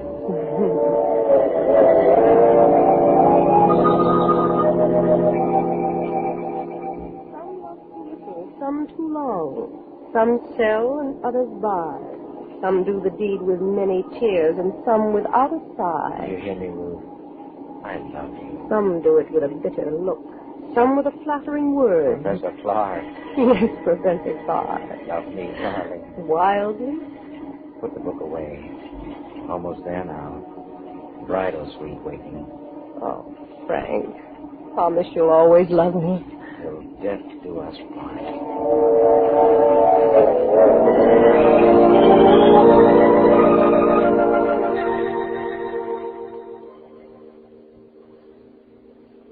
Another glass, darling. Come on. It's sweet to dance the violins when love and life are fair. To dance the flute, to dance to lute is delicate and rare. But it is not so sweet with nimble feet to dance upon the air. Frank, Darling. you've hardly kissed me. Why are you looking at me like that? You're so lovely. Come over here to the couch.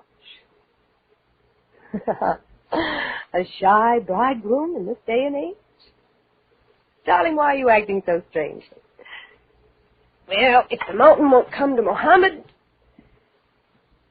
come here, my lord and master. Kiss me. Oh, Ruth, I love you so much. Darling, why do you keep staring at me like that? Frank. Ruth, no. Darling, what's the matter? I don't know. Please, Frank, after all. No, don't come near me. Don't touch me. Ruth, something terrible is happening to me. It's a feeling. It's too dreadful to believe. What is it? When I take you in my arms, when I kiss you, I love you and I want you so that I feel a hideous urge to... To what, darling? Strangle you to death.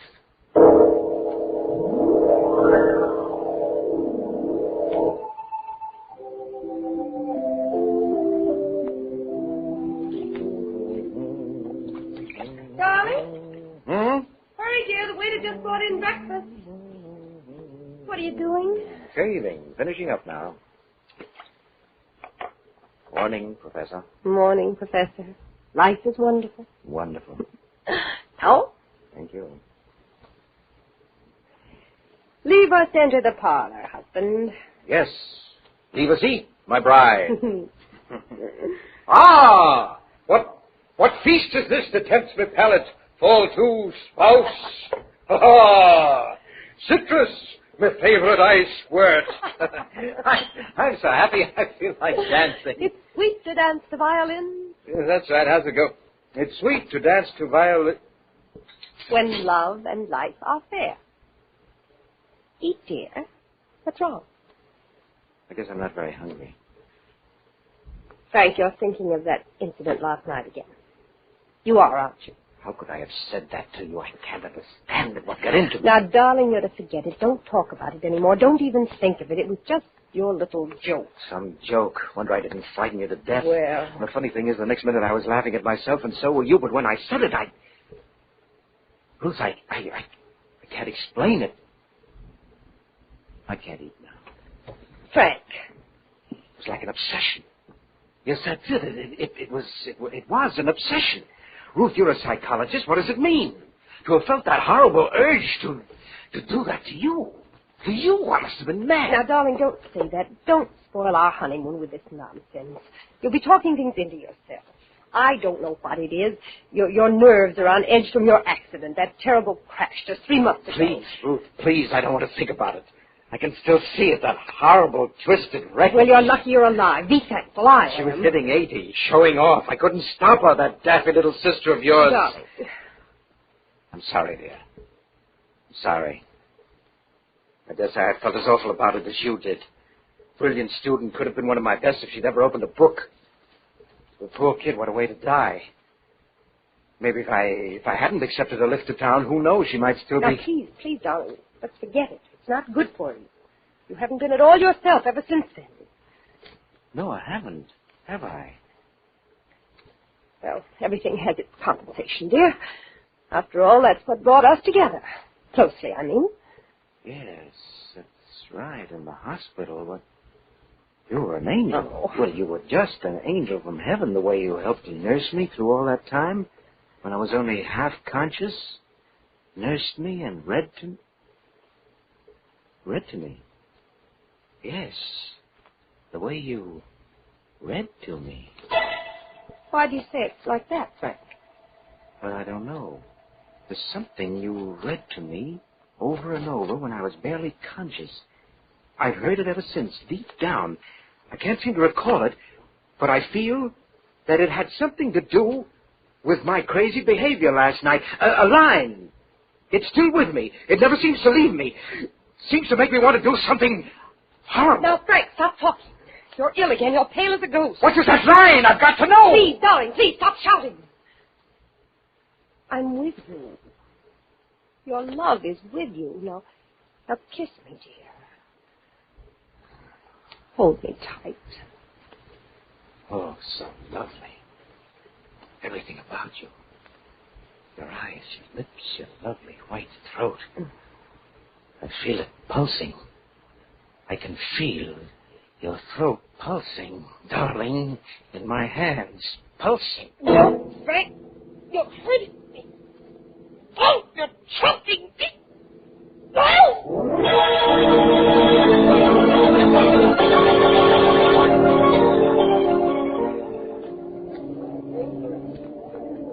Yes, sir. I'm checking out. Room number 438. Call me a cab. From the bridal suite? Well, just a moment. There's something wrong, sir. You and your wife just checked in last night. Any complaint? No complaint. Just call me a cab. Oh, an emergency. What business is it of yours? Where's another hotel? Why, you'll find it very difficult in New York without a reservation. And if you and your wife... I'm checking out. Who said anything about my wife? She's better off without me, do you hear? Well, what are you gawking at? She's very lovely, remember? Would she make a nice corpse in a bridal suite? Oh, go to the devil.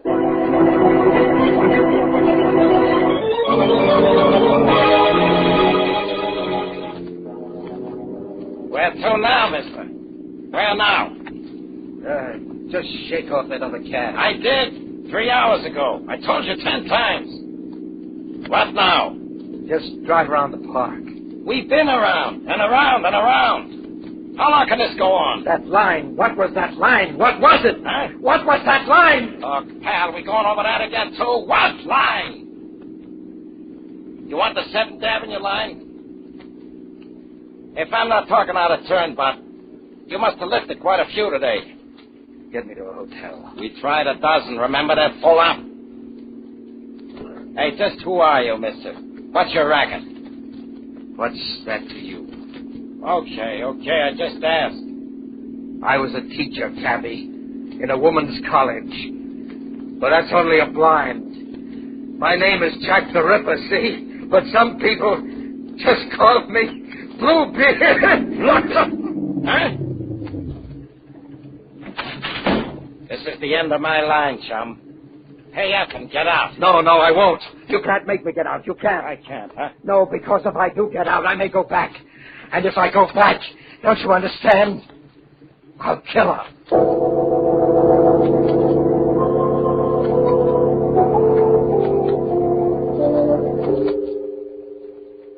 For for poorer, in sickness and in health, till death do us part. A bridegroom, dazed and obsessed, standing on a city street, fearing to return to his bride, because he knows if he does, it will mean murder at midnight.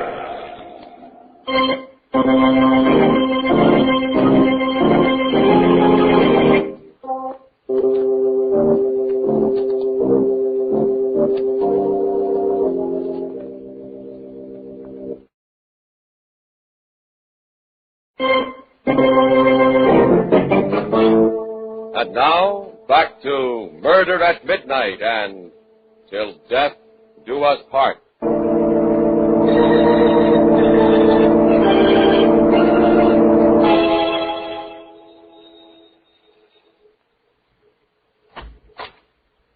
Yes? What do you want? Good evening, sir. My name is Bluebeard. You're the proprietor of this charming boarding house. You're drunk. Forsooth 'tis true. May I tarry the night? No vacancies. Go on now, get on your way.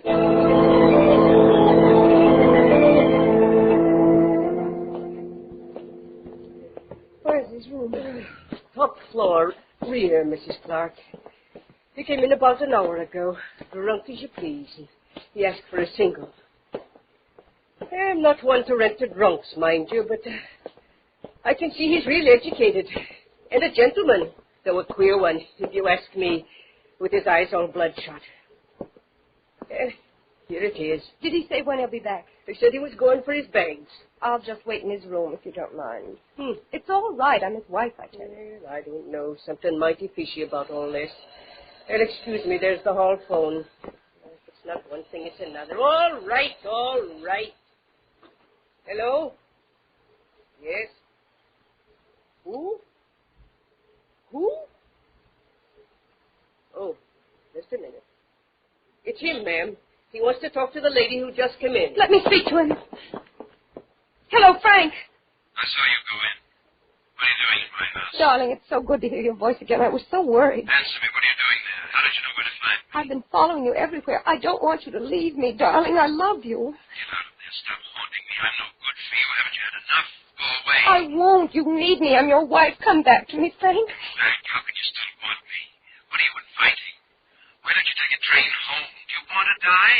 You know I'll kill you the next time we're alone. You know I've gone mad. Now, don't say that. You're just ill, and I'll nurse you back to health. Oh, Frank, this is your wife talking.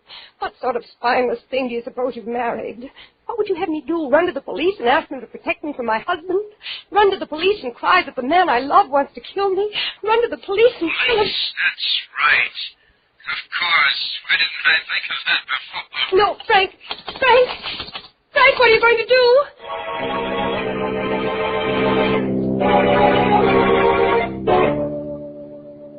Have a seat, Mrs. Clark. What is it you want of me, Inspector Wade? Why was I called here to the police station? You've no idea? No. Oh. Is he here, my husband? He told you? But I thought he was just drunk. Oh, I told him not to come here. I told him not to. Then it's all true? This beats anything I've ever heard. Man loves wife so much he wants to strangle her. Kisses her. Gets an irresistible yen to choke her to death. And on their honeymoon. You want to prefer charges? Prefer charges? What for? Well, attempted homicide ought to cover it. I won't. He's my husband. I love him. I'll stick by him no matter what. But he ought to at least be sent to Bellevue for a mental... Oh, no, you won't. There's nothing mentally wrong with Frank. Nothing at all. It's simply nerves, the result of an accident he had recently. This really takes the cake. Mrs. Clark, another thing that puzzles me. Yes? He kept raving about a line when he staggered in here, as if it were life or death. A line of poetry he couldn't remember. Wanted me to tell him what it was. Confidentially, I've only read one poem in my life. Now, what's that all about? I haven't the vaguest notion, Inspector. Just part of his neurotic state, I suppose. When we get back to our hotel room. What? You want him back after what happened? Yes. Don't you see, I must cure him of that awful obsession. Who else can do it but me? I'd like to see him now, Inspector. Please release him to me. I'll take the consequences. He's not here. Not here? No. We held him overnight just to let him sober up like we would any other drunk. Thought it was just all boozy eyewash. This morning he seemed a new man and laughed it all off. So we released him. Just a few minutes ago. Oh, wonderful. But then I had a hunch I ought to warn you anyway. Just a hunch. Warn me? Yeah. He said he was going to call on you tonight at the hotel for a little reunion. Oh, how marvelous. Maybe he's all cured. I don't know. I didn't like the way he smiled when he said it. Mrs. Clark, after what you just told me, I think I ought to have him picked up again. You'll do no such thing. It's taking your life in your hands. I think he's got wheels in his head. I don't care. I love him. You die just as dead when you're in love. I'm not afraid. I'll never leave him. Certainly not now when he needs me more than ever. Is that all, Inspector? Okay, lady. You're 14 carat. He sure doesn't deserve a wife like you. And don't say I didn't warn you. It's your funeral. Thank you, Inspector. Goodbye. Oh, Mrs. Clark, there's one more thing perhaps I ought to tell you. Yes? When I released him just a while ago, he said something else that puzzled me. That being in jail had suddenly given him revelation. He smiled very queerly when he said it. Oh? I think maybe he found that line of poetry, Mrs. Clark.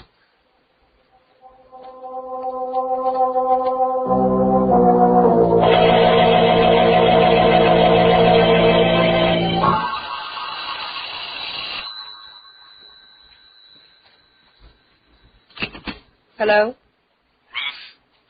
Where are you, Frank? In the lobby. Come up. I don't know exactly what your game is, my sweet bride, but I'm warning you. I've had a revelation. I know. It's high time. I'm going to finish it, Ruth, this time. You asked for it.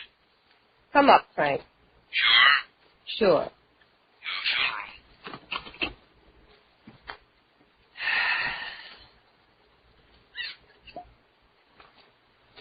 The coward does it with a kiss.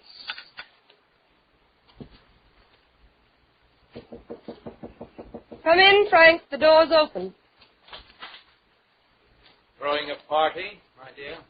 Yes, Who's invited? you and I. What are we celebrating? An uninvited guest at our honeymoon.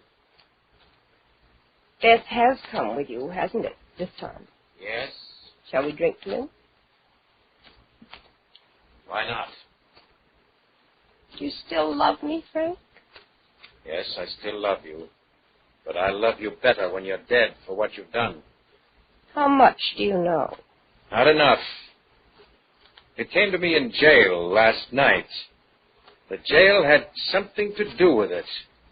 How, I still don't know, but enough to make me remember something you whispered in the hospital when I was just coming to. You said, "I'll get my revenge, Frank. Do you hear me?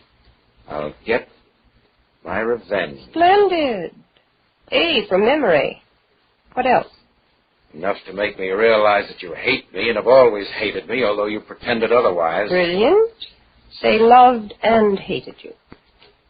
Go on. And that somehow, I don't know myself in what way, but I'm sure it must be a very clever way, as your psychology students would agree. You've been coldly, deliberately torturing me, trying to make me think myself a maniac, or have others think so. Close enough. Why, what I can't understand is why you did it, or why you weren't afraid that I'd really murder you. You'll soon find out. And I'm convinced now that you've done it all with a single line. A single line of poetry. In my jail cell, I was sure of it. The very walls seemed to tell me, I don't know why, that it was a line that you kept reading to me at the hospital. Over and over and over again, that made me think I wanted to kill you. And what was that line? That's what I'm going to find out. Right now. Don't come any closer, Professor. You're No, it's perfectly ridiculous. Looking at you now, close to you where I can almost touch you, that crazy obsession is still with me. I laugh at it intellectually. I know that you've tricked me into it by some very obvious power of suggestion, but I still feel that way. Don't come any nearer. I'm warning you. Isn't it eerie? I still love you and can strangle you for my love. And will. Stay where you are. You're not going to kill me, darling. I'm going to kill you. Now, do you see why I wasn't afraid of you? That gun. You've had it all the time. Correct, my love. Right here in the wine table drawer. I've planned this all along, Angel. From the very first. Before we were even married. Yes, your intuition was right.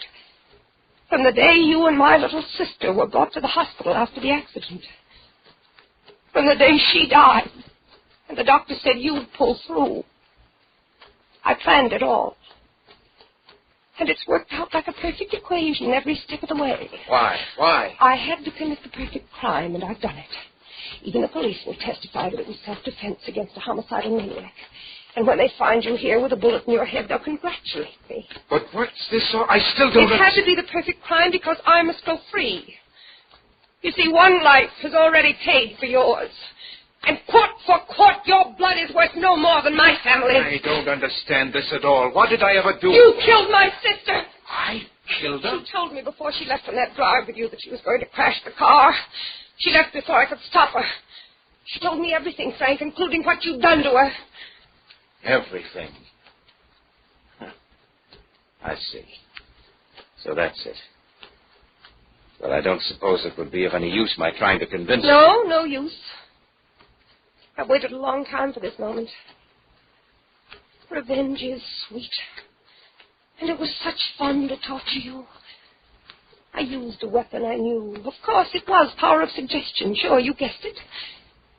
But what a pity you don't know the line yet. What was it? What was it? Tell me. Tell me. Don't keep me in torture. Keep back. Think hard, Frank. Think all around it. What about a jail and the revelation it gave you? What about a famous poet who wrote a famous poem while in jail? Why? Yes, yes? Oscar Wilde. That's it. Yes, that's it from Oscar Wilde, a ballad. Of course, a ballad. The Ballad of Reading Gaol. How could it ever have escaped me? Why, you witch, you've even been reading from it on our honeymoon. But what part? What verse? What line? What was the line? Don't take another step or I'll pull the trigger. Give me the line, I say. I still can't think of the line. Keep back or I'll shoot. Oh, no, you won't. One more step and I'll shoot. Tell me that line or I'll kill you.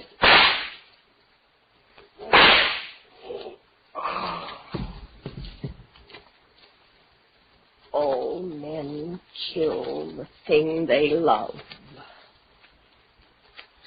Remember, Frank?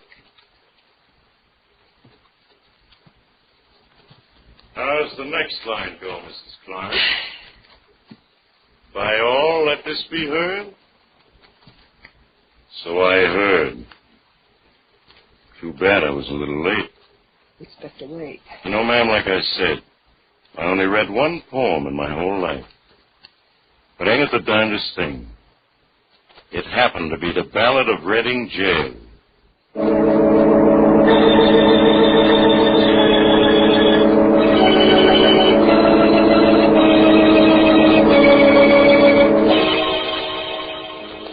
Till death do us part. A honeymoon in the bridal suite. Red wine spilled on the table, and red blood on the floor as the clock strikes 12 for murder at midnight.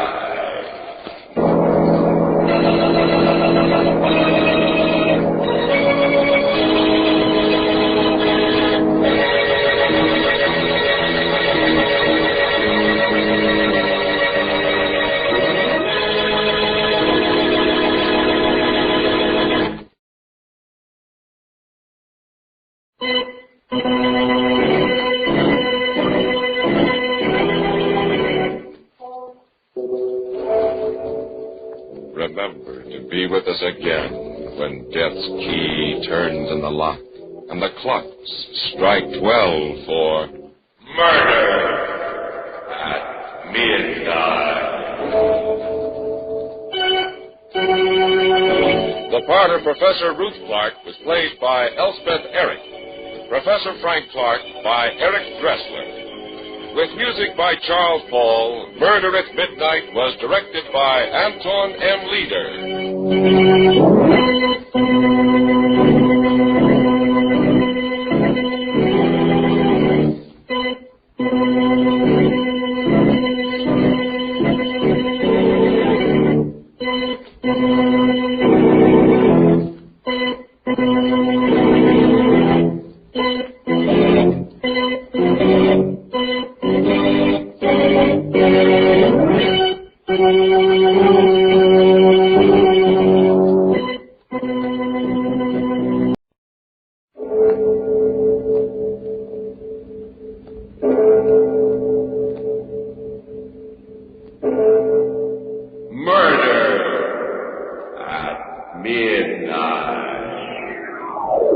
Let go of my arms.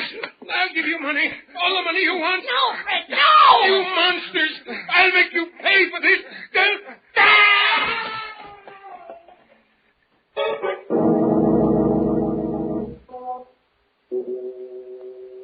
Midnight, the witching hour when the night is darkest, our fears the strongest, and our strength at its lowest ebb. Midnight, when the graves gape open and death strikes. How? You'll learn the answer in just a minute in Murder's a Lonely Business.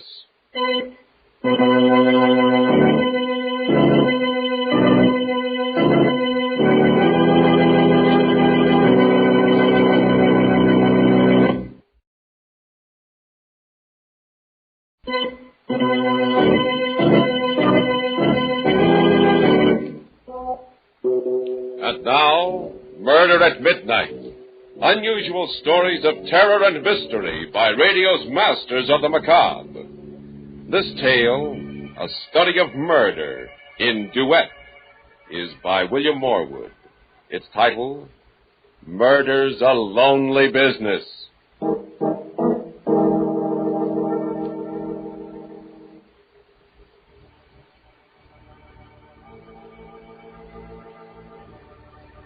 At a cemetery, a burial is taking place.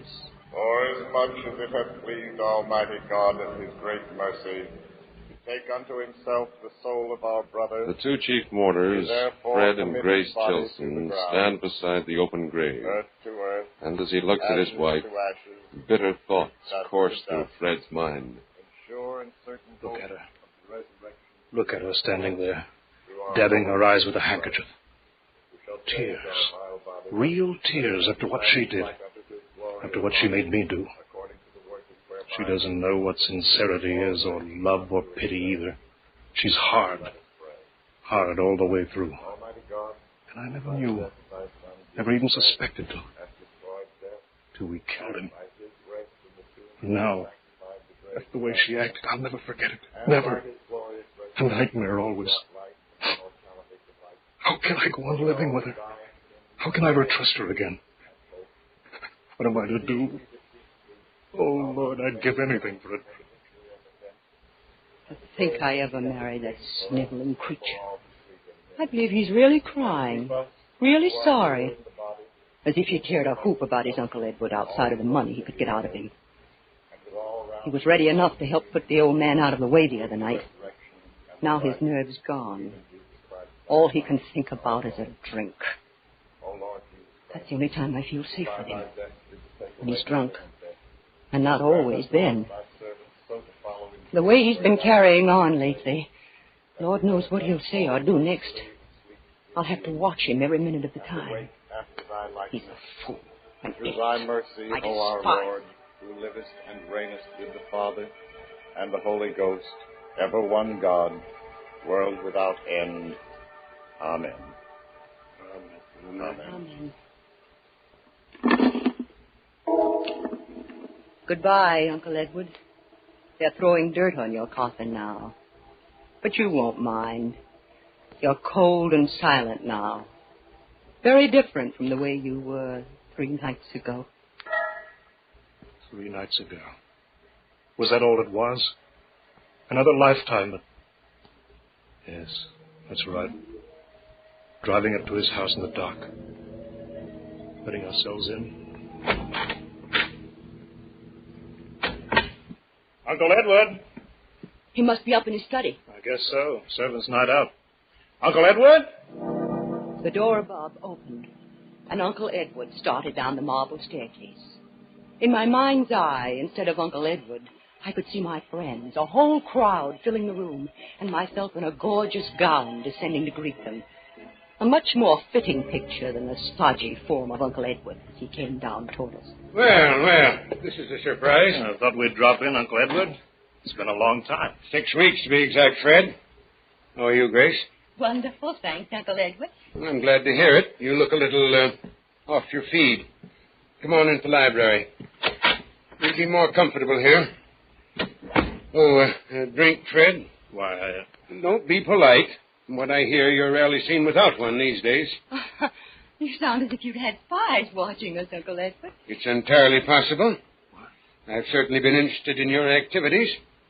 For instance, I hear you can be found at a gambling house almost every evening, Grace. Oh, only the fashionable ones, where everybody goes.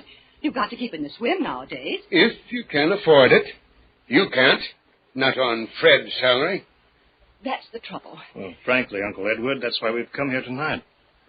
We're in a jam again. Money? What else? And you want me to bail you out, huh? Well, I'll be equally frank with you. This time I'm not going to do it. Well, just this I'm sorry. I've helped you out of messes often enough in the past. Each time I hoped you'd pull yourself together, settle down and lead solid, respectable lives. But each time you disappointed me. Now I've given up hoping. Uncle Edward, I promise you... Too late, Fred. I can't believe your promises anymore. I've given you and Grace every chance. Now I'm washing my hands of you. You can't expect help from me ever again. Now or in the future. Exactly what does that mean? My lawyer's coming here tomorrow. And I'm going to cut Fred out of my will. Cut him out entirely. Uncle Edward. Every cent I have is to be left to charity. Why, you're not serious. You can't be. Why, it's not fair. I'm your only nephew and There's no use talking, Fred. My mind is made up. Now, would you care to discuss the weather? No. I thought you wouldn't, Grace. Come along, Fred. Uncle Edward, I advise you to change your mind about this. I beg your pardon? Because if you don't, you may live to be sorry. We went outside. Grace was in a white rage, and I was all jumping myself. We walked around the garden paths, trying to get hold of ourselves before we started back to town. You know what this means, don't you, Fred? The end of everything. We'll never be able to get credit once it's known that Uncle Edward's cut us off. Yes, I know. Somehow, some way, we've got to stop him from changing his will. But how? You know there's no use arguing with him. He's as stubborn as a mule. Besides, there's no time left. He's going to do it tomorrow. I know. Unless, of course, something happens to him before that. Such as? He could die. What? Suddenly. Some chance he's as healthy. Grace, what are you thinking of? You know. You're mad. If you want to spend the rest of your life struggling with debts, not able to do anything, I don't. But everything's perfect for it. The old man's alone in the house. No one knows we called this evening. No one will. Stop it. I won't listen to you. Be a man for once in your life. Everything you want. Money, luxury. For 5 minutes' work. Yes, but how? The gun. The gun he keeps in the desk in his study. You've seen it. Yes. We'll take the money, valuables, to make it look like a robbery. Well, what are you afraid of? The sight of a little blood? Grace, I don't know you when you talk like this. I know what I'm after for both of us. It's our only chance of a future. Together. Are you coming?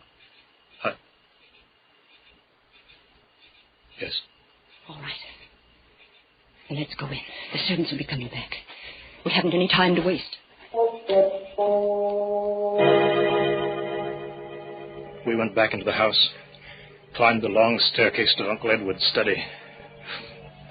My mouth was dry, my knees were shaking when we reached the landing. Knock on the door. Grace supposes. It's too late to suppose anything. Knock. Yes? Come in. I was expecting you back. You were? Certainly. I didn't think you let the money go that easily. Not after Grace's threat. What do you mean? You should have been a man, Grace. You've a completely ruthless streak in you. You'll stop at nothing to get what you're after. No wonder you've led poor Fred around by the nose so long. Now, look here, Uncle Edward. Sorry to hurt your feelings, Fred, but you must admit it's true. Now, if you two will explain why you came back... We hope to make you change your mind. You should know me better than that. I've said my last word. Not your last, Uncle Edward. Not yet. What Grace means You is... don't have to explain, Fred. Her interest in my desk explains itself. The right-hand drawer, Grace. Were you by any chance looking for this? The gun? Yes, I took the precaution of removing it.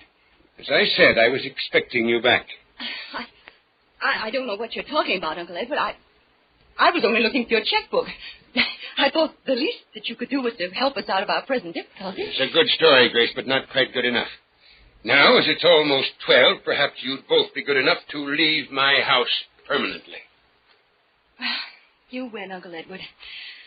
I suppose we were foolish to think that we could find a soft spot in that stone heart of yours. You were foolish, all right. This way.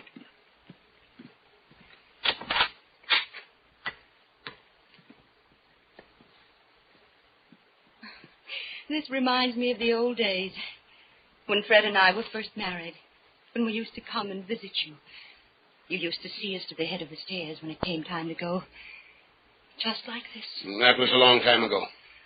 I wish those days could come back. Impossible. Well, good night, Fred, and goodbye. Well, aren't you going to shake hands with your only nephew? Well, since it's for the last time, goodbye, Fred. Hold him, Fred. No, Fred. Let go of me, Grace. Fred, get a bus. No. I'll give you money. All the money you want. No, you monsters. I'll make you pay for this.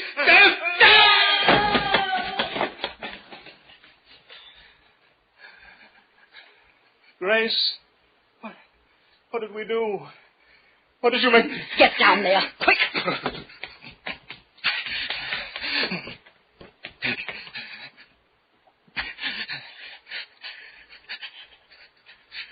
There's no pulse. His heart... He's ticking. Grace, when we find him... An accident. The old man tripped on the stairs and broke his back. The money is ours, Fred. Everything we wanted. Grace, you heard?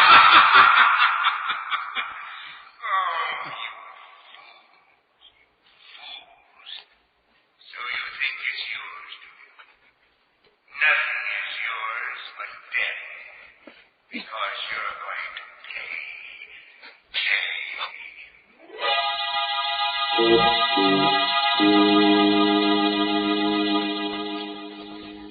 A dead man lying at the foot of the stairs, and a white-faced couple staring at each other.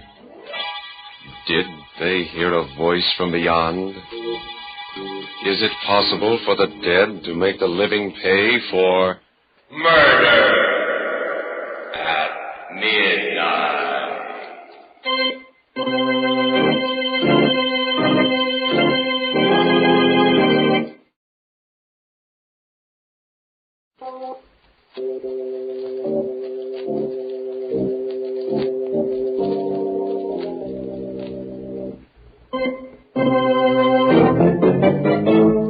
And now, here is Grace Tilson to continue our story. It went according to plan. The inquest raised no ugly questions or suspicions. And then after Uncle Edward's funeral, we settled down in the great old mansion. I could have been happy, so happy, except for Fred. He'd taken to drinking again.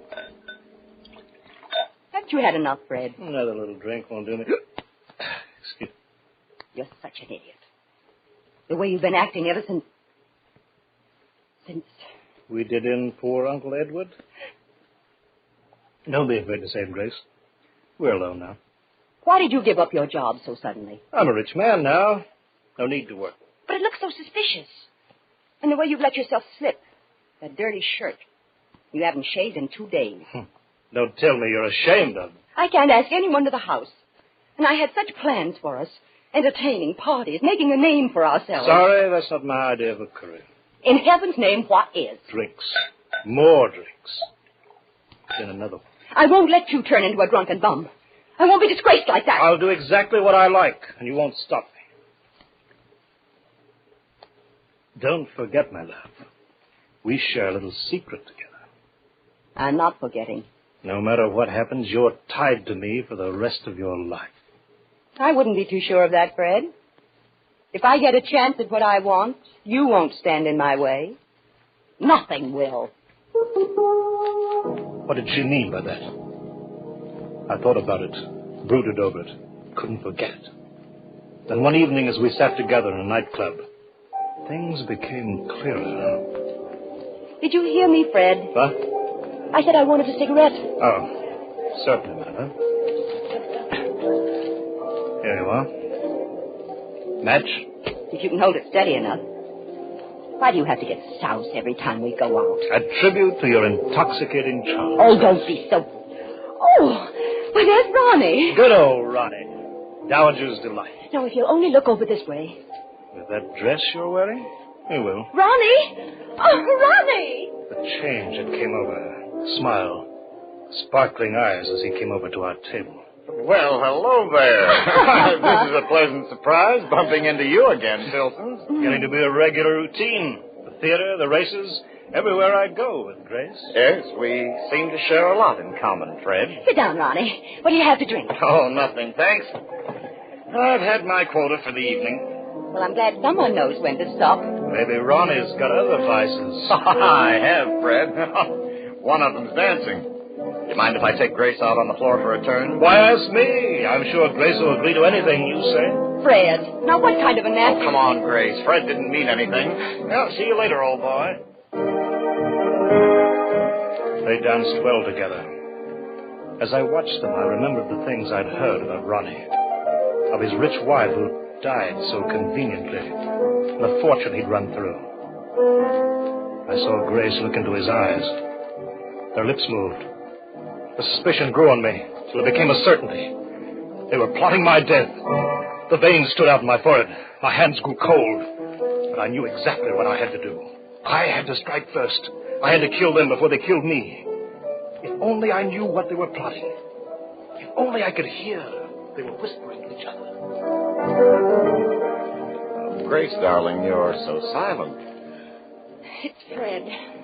How dare he act that way? Oh, he's a very unpleasant person. Of course, he's under the weather. But that's no excuse. Just means he doesn't give a rap for you. Never has. Well, don't let's talk about him. Right. Music's lovely. Yes.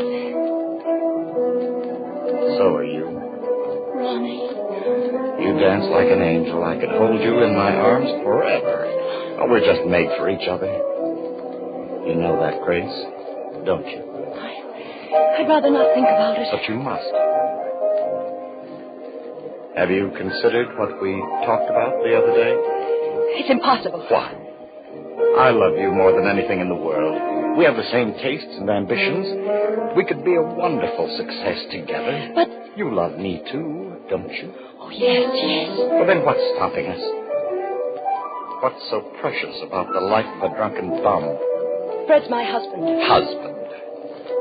You love him? Even respect him? No. I did feel sorry for him, but not anymore. Not after tonight.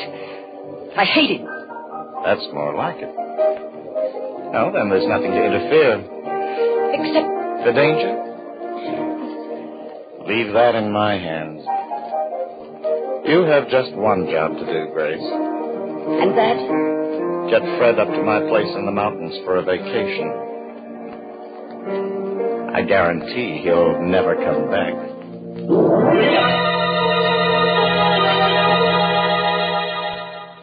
I don't know if I should have been suspicious. Fred agreed to go up to Ronnie's place with surprising ease. It was almost as if he'd been expecting the invitation. The night we planned to do it, we sat in the living room, just the three of us. Ronnie was playing the piano. I'm afraid I'm awfully rusty. I haven't practiced in weeks. It sounds grand to me, Ronnie. Why don't you join him, Grace? I know you're just dying to play with Ronnie. Duet, I mean. Well, that's all we have time for anyway. I promised the Pearsons we wouldn't be late. Oh, that beach picnic. Tell you the truth, I don't feel much like it. But you promised to go, Fred. Do you a world of good, old boy. Wonderful night for a swim. You both seem very anxious to get me down to that lake. Why, not at all. If you want Grace and me to go alone. All right, I'll come. But I've got to go upstairs for my bathing suit. Wait for me here. Hurry it up, old boy. All set, Grace? You know exactly what to do? I think so. You make a great fuss about Fred drinking. That'll be remembered afterwards. I'll take care of him at the raft. Push his head underwater If he struggles, he'll call out. Not in the condition he's in. He's as weak as a baby. It'll be all over in a few minutes. I'll swim back Ronnie. Yes? Isn't there some other way? We love each other so much. Can't we just... Run off together? Let's be realistic, darling. We need the money. His money. Love in a cottage isn't our style. I suppose not. Where is he? What's keeping him so long? I'm just as glad. Come on, Grace. I want to make sure there's an extra bottle of whiskey for him in the car. This way, darling. Through here, into the garage. Give me your hand, Ronnie. Now, darling, everything's going to be all right. Just being with you. Ronnie. Yes? I saw something moving. Where? Over there. Behind the car. Fred. Hello. Thought I'd hurry things up by coming straight out to the garage. Well, you gave us quite a start. Why, Grace? Something on your conscience? Well, the Pearsons will be on our necks if we don't get started soon. Now, in you go. We're off to the races. But just try to pick the winner. We drove out to the road, the winding road that led down to the valley. I knew just the spot where I had to leave them. From there on, their only companion would be the man with the sickle. Slow down, Ronnie. Huh? I'm not going to picnic after all. My head's splitting. But it's too late to drive you back, Fred. You won't have to. I'll walk. Just let me out. Very well. But, Ronnie... It's all right, Grace. We don't want Fred to have a miserable time at the picnic when we can settle things so much better this way. Oh, thanks. I hate to run out on you, but I've got my health to think of. Oh, sure. Oh, incidentally, there's a short cut back to the house through the fence there. I don't see it. Go on ahead. I'll turn the headlights on it. Oh, thanks. Well, so long. Have a good trip. Where are you going?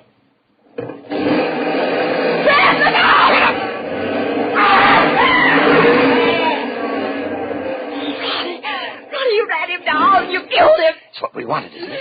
But not here. Not out here on the road. It'll look like a hit-and-run accident. We'll double back at the bottom of the hill, pretend we came from another direction. Oh, we won't get away with it, Ronnie. It's no use. They'll catch us this time. Snap out of it, Grace. Sorry, but you've got to get hold of yourself. Yes, I must. I can't go all to pieces. My hands are trembling. Where are you going? Take the wheel.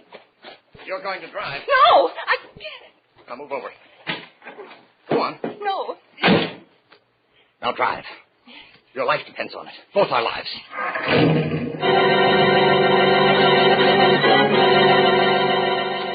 I started down the steep zigzag road, and slowly my nerves relaxed. As the car swooped around the curves, I felt a strange acceleration.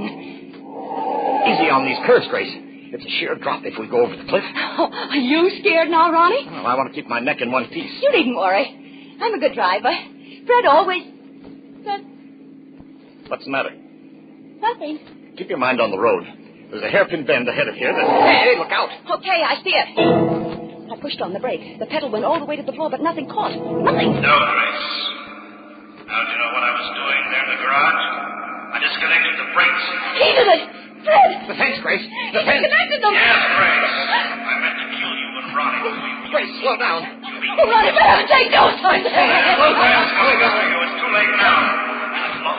Long drop to the ruts. See you soon, Grace.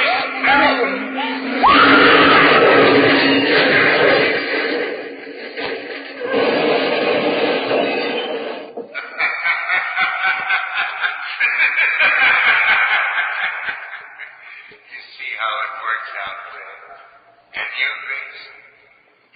one little mistake the night you killed me. You thought that company in crime made it easier, but it doesn't. Murder is a lonely business. A very lonely business.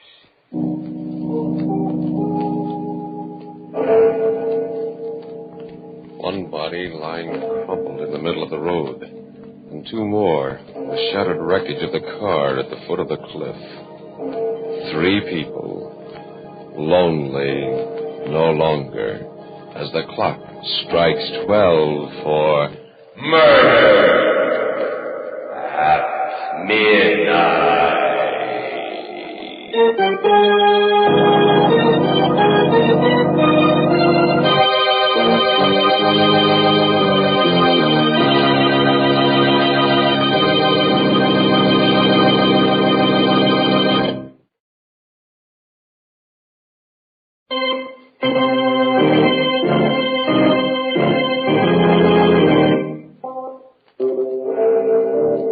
Remember to be with us again when death plays host and the clocks strike 12 for murder at midnight.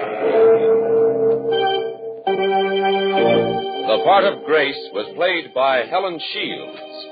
Wendell Holmes was her husband. Carl Emery, her lover. With music by Charles Paul, Murder at Midnight was directed by Anton M. Leader.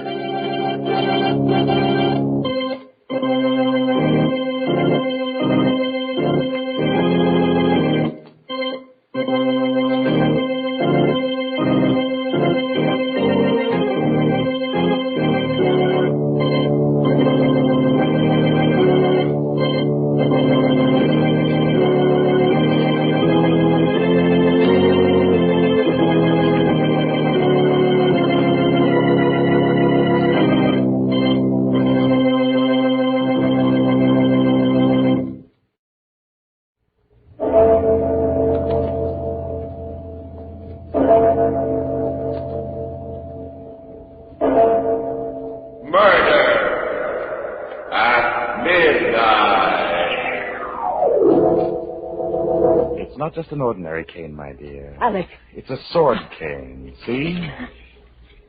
Calhoun used it when he killed his wife, right where you're standing. Alec, you killed Sanders. Exactly. And now you're going to kill me. Yes. No. Keep away from this. Sorry. Keep away. My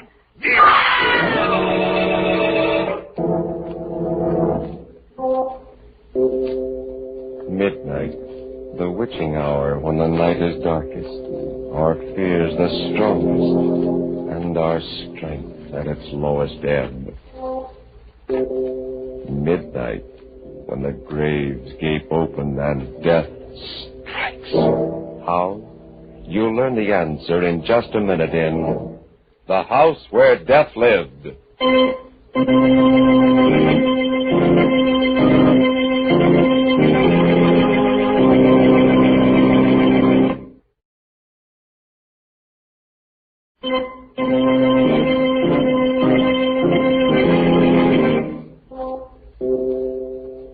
And now, Murder at Midnight.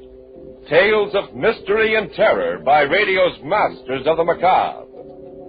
Our story is A Ghostly Nightmare by one of radio's best-known mystery writers, Robert Newman. It's titled The House Where Death Lived.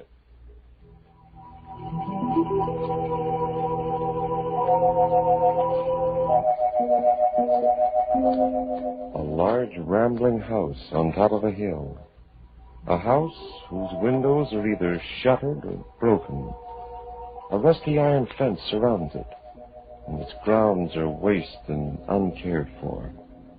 A car grinds slowly up the hill, stops before the main gate, and 2 men get out. One of them is gray-haired but vigorous. The other wears a chauffeur's uniform. They push open the heavy gate, start up the gravel path. Quite a joint. You could hardly expect it to be a show place after being empty for more than 10 years. It's open. Yes. Well, I'm glad we didn't have to force it. All right, Sanders. You can go back to the car and wait for me. I should be out in about a half an hour or so. You mean you're going in alone? Why, yes. Somehow I don't think you're exactly suited by temperament for psychic research. Okay, Doc. I'll be waiting for you back in the car. Right. Now, let's see. I suppose the best place to start would be... Good evening. What? Oh, I'm awfully sorry. I hope I haven't made a mistake. This is the Calhoun house, isn't it? Oh, yes. Oh, this is very embarrassing. I was down to see the trustees just this morning. They gave me permission to go through the place and told me that there's no one living here, that no one had lived here for many years. As you can see, that's not quite true. Not that it matters. I lead a rather lonely life, and I'm very glad you came. I'd be more than happy to show you around. Well, you're very kind. My name is Goff, Dr. Alexander Goff. Dr. Goff. For the past few years, I've been specializing in psychic research. Oh, yes. You've heard of me? I'm sorry, no. But I do know that scientists, specialists in psychical research, have been interested in the house for many years. There have been several books written about it. I read about it in the series of studies that Kinsey did. He said it was one of the most fertile fields for manifestations he'd ever come across. It has a long history of apparitions and hauntings. That's very true.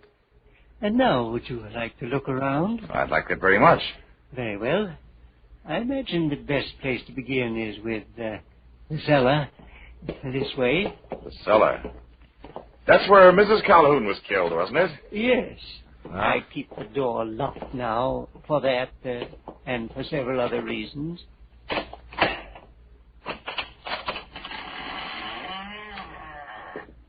May I? No, wait, don't try to go down. Have you a match? Why, yes.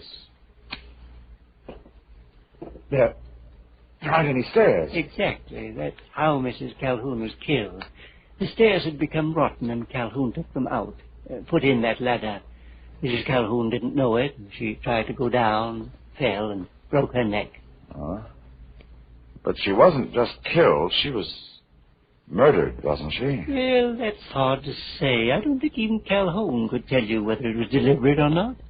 For a long time, people didn't even suspect what had happened. They thought that she'd run away, disappeared. However, after she was killed, Calhoun buried her down there in the cellar. You see, over there, near that big flagstone. Oh, I see. Well, after that, there was something about a gardener, wasn't there? Yes, Burroughs. He had helped Calhoun take out the stairs. Considerably later, he was working in the cellar and found some bones, and he put two and two together and went to the police. No, he did a lot better than that, from his own point of view. Shall we go back into the parlor? Oh, yes, of course. I'll just shut this door again. Yeah. Burroughs began blackmailing Calhoun. Calhoun paid for a while, and then one day he called Burroughs in here, into the parlor. He was sitting over there at that desk. He had his cane with him. The cane that's on the desk there now. You can look at it if you like. Well, thank you. I would like to look at it. Twist the handle and pull on it. A sword cane? Yes. He killed Burroughs right here in this room. That stain on the carpet, there's his blood. This time he didn't even try to get away with it. He called in the police, and he was tried and sent to an institution. Yes, but that's what I don't understand. If Calhoun had committed 2 murders, why wasn't he sent to jail or hanged? Because no one knew whether he was sane or not. As a matter of fact, I don't think Calhoun knew himself. You see, when they asked him why he had killed his wife and Burroughs, he said he had to, that he'd been told to. Told to? By whom? Well, he wasn't sure. By voices.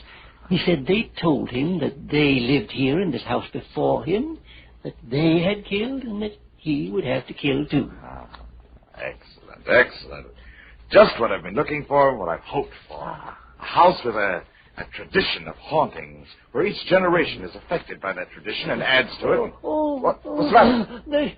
They've come for me. They're weighing me down, dragging me back. They? Who? Oh, you're ill. Here, let me help you. No, it's no use. You can't pick me up. It's too much. On my hands. On my head.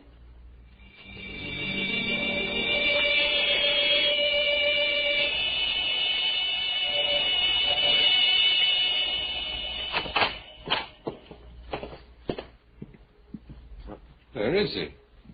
He was there, right there on the floor. I tried to pick him up and put him on the couch, but I couldn't lift him. Oh, now he's gone. Well, now, look, Doc, if he fell down, if he was as weak as you said it... Hey, wait a minute. Hey, what did he look like? Well, he was quite old, about 70, and very tall and thin. He had white hair and a white goatee. Holy smokes. What's the matter? Well, I was waiting outside for you. The guy that lives just down the hill came by, and we kind of talked a little. Yes? I told him you were inside here, and you described Calhoun to me, the guy that used to live here. And the old gent you say you spoke to sounds just like him. But it couldn't have been. Calhoun is still in an institution. No, he's not. At least not exactly. That's how this guy happened to talk about it. You see, he just read in the paper that Calhoun had died yesterday. Sanders. Yeah? That was Calhoun's ghost. Oh, now look, It was, I tell you. It has to be. This is what I've been looking for years. An apparition that manifests itself without a medium or any apparatus. It's exactly what I need for the last chapter of my book. And I'm going to stay here until he appears again.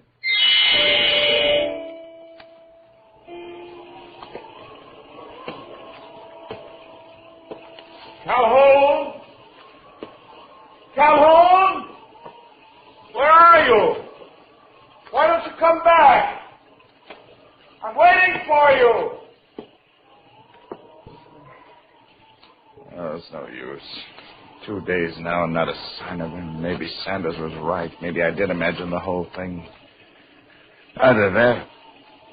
Wait a minute. He didn't die here. He died at the asylum. He'd lived here all his life, committed 2 murders here. Perhaps the aura, the forces here, were strong enough to evoke him once, but not to bring him back again. His wife and the gardener, they did die here. If I could establish contact, I might be able to evoke them. Or else if someone else died here, someone I knew and someone that knew me. Calhoun! Is that right? Is that what I have to do? What? Who's there? Hey, Doc. Sanders. Oh, just a second. Oh, what a night. Blowing like all get out. What do you want, Sanders? Well, the missus thought she'd get a little worried about you. Thought you might be running low on food. Oh, no, I still have plenty. I haven't been eating much. Any luck? No, he hasn't materialized again, but I'm sure he will. I know he will. If someone else died here, someone you knew, and someone that knew you. Yeah. What's the matter, Doc? And why are you staring at me that way? Doc! I'm sorry, Sanders. Sanders, I was just thinking that if you stayed here with me, it might help. But I thought you said I was all wrong for this kind of stuff. You know I don't believe in ghosts, anything like that. I did say that, Sanders, but... Oh, this place is different. This is such a powerful, fertile field for psychic manifestations that I think if you did stay, we could cure your skepticism permanently.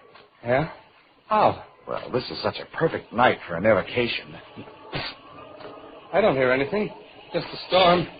Listen hard. There it is again. It's down in the cellar. Where's that? It's back there. Where? Go ahead, run. You're quicker than I am, Sanders. Run, hurry! Okay, but I still don't hear anything.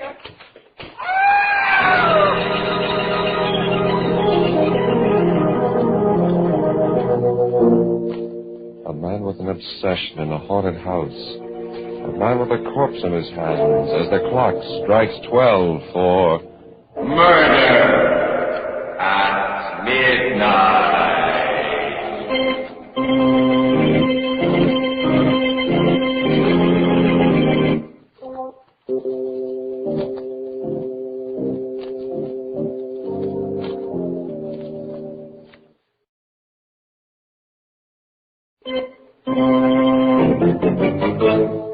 And now, to continue with our story.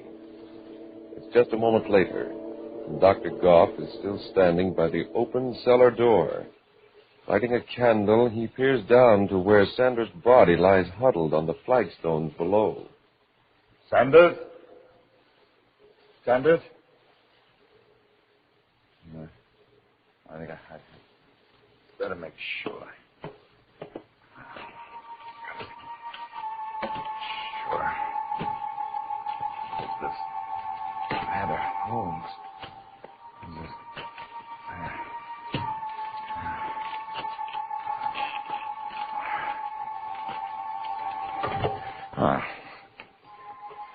Well, now, let's see. He's dead, all right. Very dead. Neck broken in 2 places. I'm sorry, Sanders. Very sorry. But science is a hard mistress. I've been working on my book for 7 years. This is the first chance I've had to make detailed and objective observations on a specific set of phenomena. When Calhoun didn't materialize again. I'm sure you understand. The only problem now is the police. You have to be very uncompromising about something like this. There were only some way that I could... I know. The car. It's quite late and with the storm blowing, there's not likely to be anyone around. Yeah, but... Oh, come on, Sanders. You and I are going to take a little trip.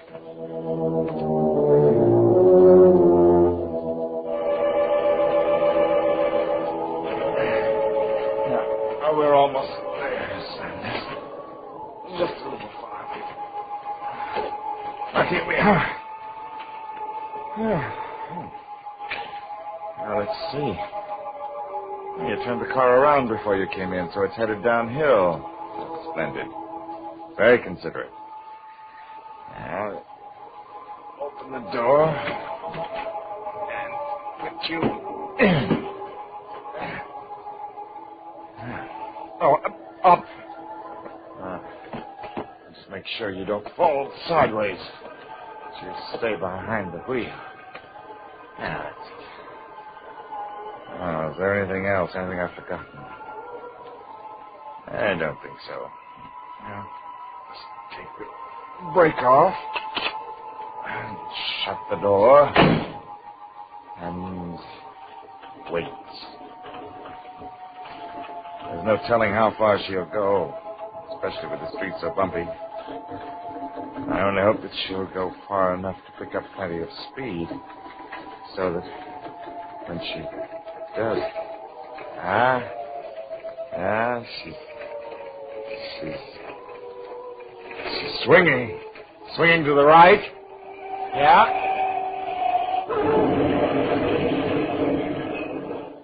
And now I wait.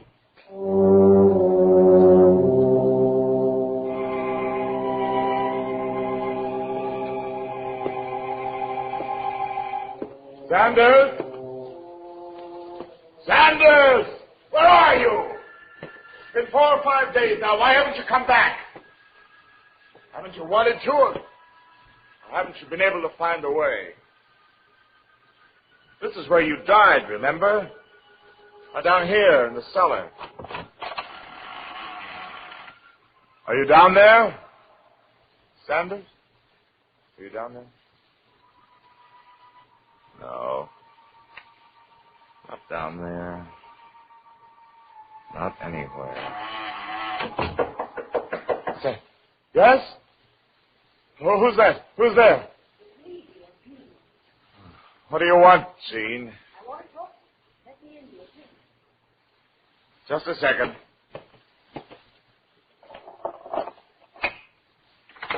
Alec. Oh, I'm so glad to see you, dear. I asked you, what do you want?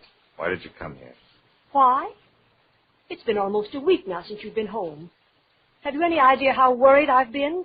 You didn't even phone me after Sanders was killed. I'm sorry. I just never thought of phoning you. I had other things on my mind. How did it happen, Alec? You read the verdict of the inquest. You probably fell asleep at the wheel waiting for me. The brakes slipped, the car rolled down the hill, and crash. Poor Sanders. Somehow I can't help feeling... Feeling what? I don't know. Perhaps it's this horrible old house. Everything about it is just plain evil. Oh, Alec, why don't you give it all up? Give what up? This obsession of yours. You started writing your book, doing psychical research to prove that there were no such things as apparitions or ghosts. And Suppose now... I found out that I was wrong. What? Yes, what would you say if I told you that I'd already seen one apparition here, and that I was expecting to see another one? Alec. Oh, no. Oh, yes, Jean. The first evening I came here, I saw Calhoun. I talked to him. He showed me around the house. And later on, I discovered that he had died the day before. I waited for him to come back again, but he never did. And I finally realized why. He couldn't come back because he hadn't died here. He had died at the sanitarium. But now, I'm waiting for Sanders to come back. Sanders? But he didn't die here either. He died? Yes, Jean. I don't like it here, Alec. I'm afraid. I'm going. No, Jean. Don't go. You can help me. Huh? Come on in here. Into the parlor. But Alec... Come on, Jean. Later I'll tell you a very interesting story about this room, about something that happened here a long time ago. But All right, Alec. That's a good girl. You know, Jean, I've just realized I've been very stupid. Calhoun couldn't come back again because he didn't die here. Sanders did die here, but he wasn't buried here. And now I'm beginning to think that a spirit can only materialize in the place where its body is. But what's that got to do with me? Dear, does anyone know that you came here tonight? Why, no, but... Good. What do you mean? And what are you doing with that cane? Remember I said I was going to tell you a story about something that had happened here in this room? Well, this cane played an important part in it. You see, it's not just an ordinary cane. This is a sword cane.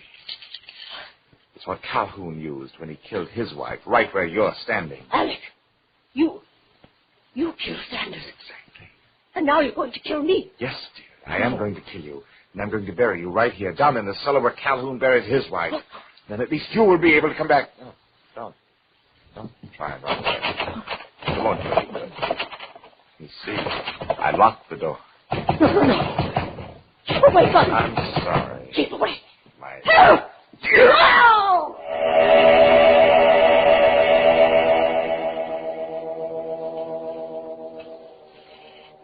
Now, smooth out gravel a little.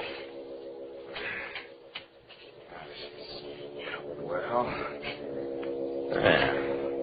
That ought to do it. Very nice, Doctor. Very nice indeed. You didn't do quite as neat a job as I did, but you did. Calhoun. Yes, Doctor. You're dead. But you did come back. Yes, I came back to tell you how grateful I am to you. Grateful? For what? For having, shall we say, relieved me. You see, there's a curse on this house. When I was alive and lived here, even before I killed my wife in Burroughs, I saw the ghosts of those who had died before I was born.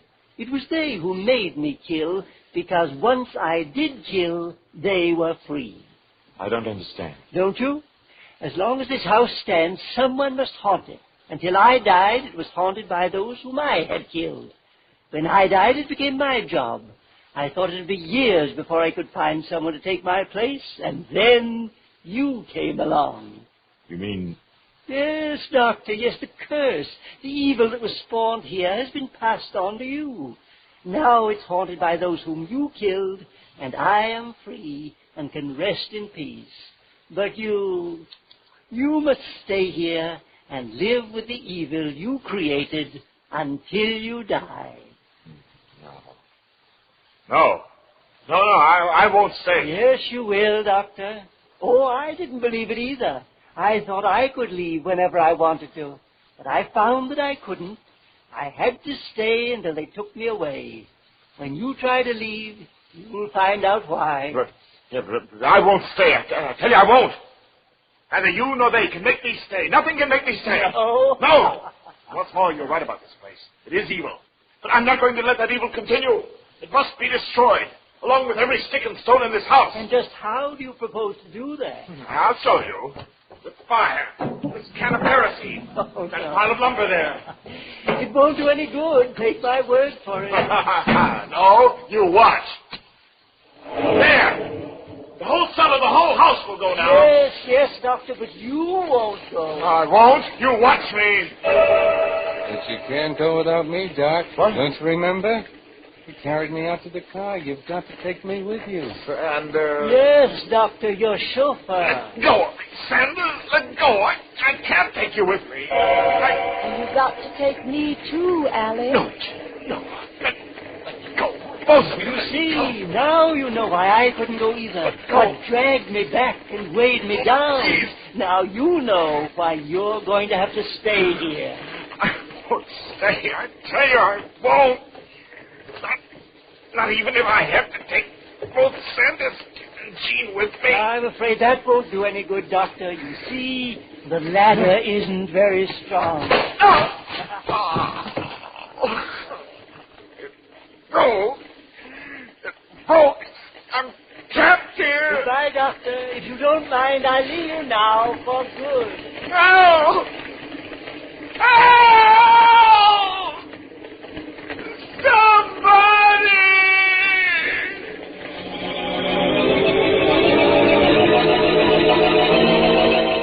The flames draw higher and higher as Dr. Goff screams and staggers backward. Far away, a bell starts tolling for murder at midnight.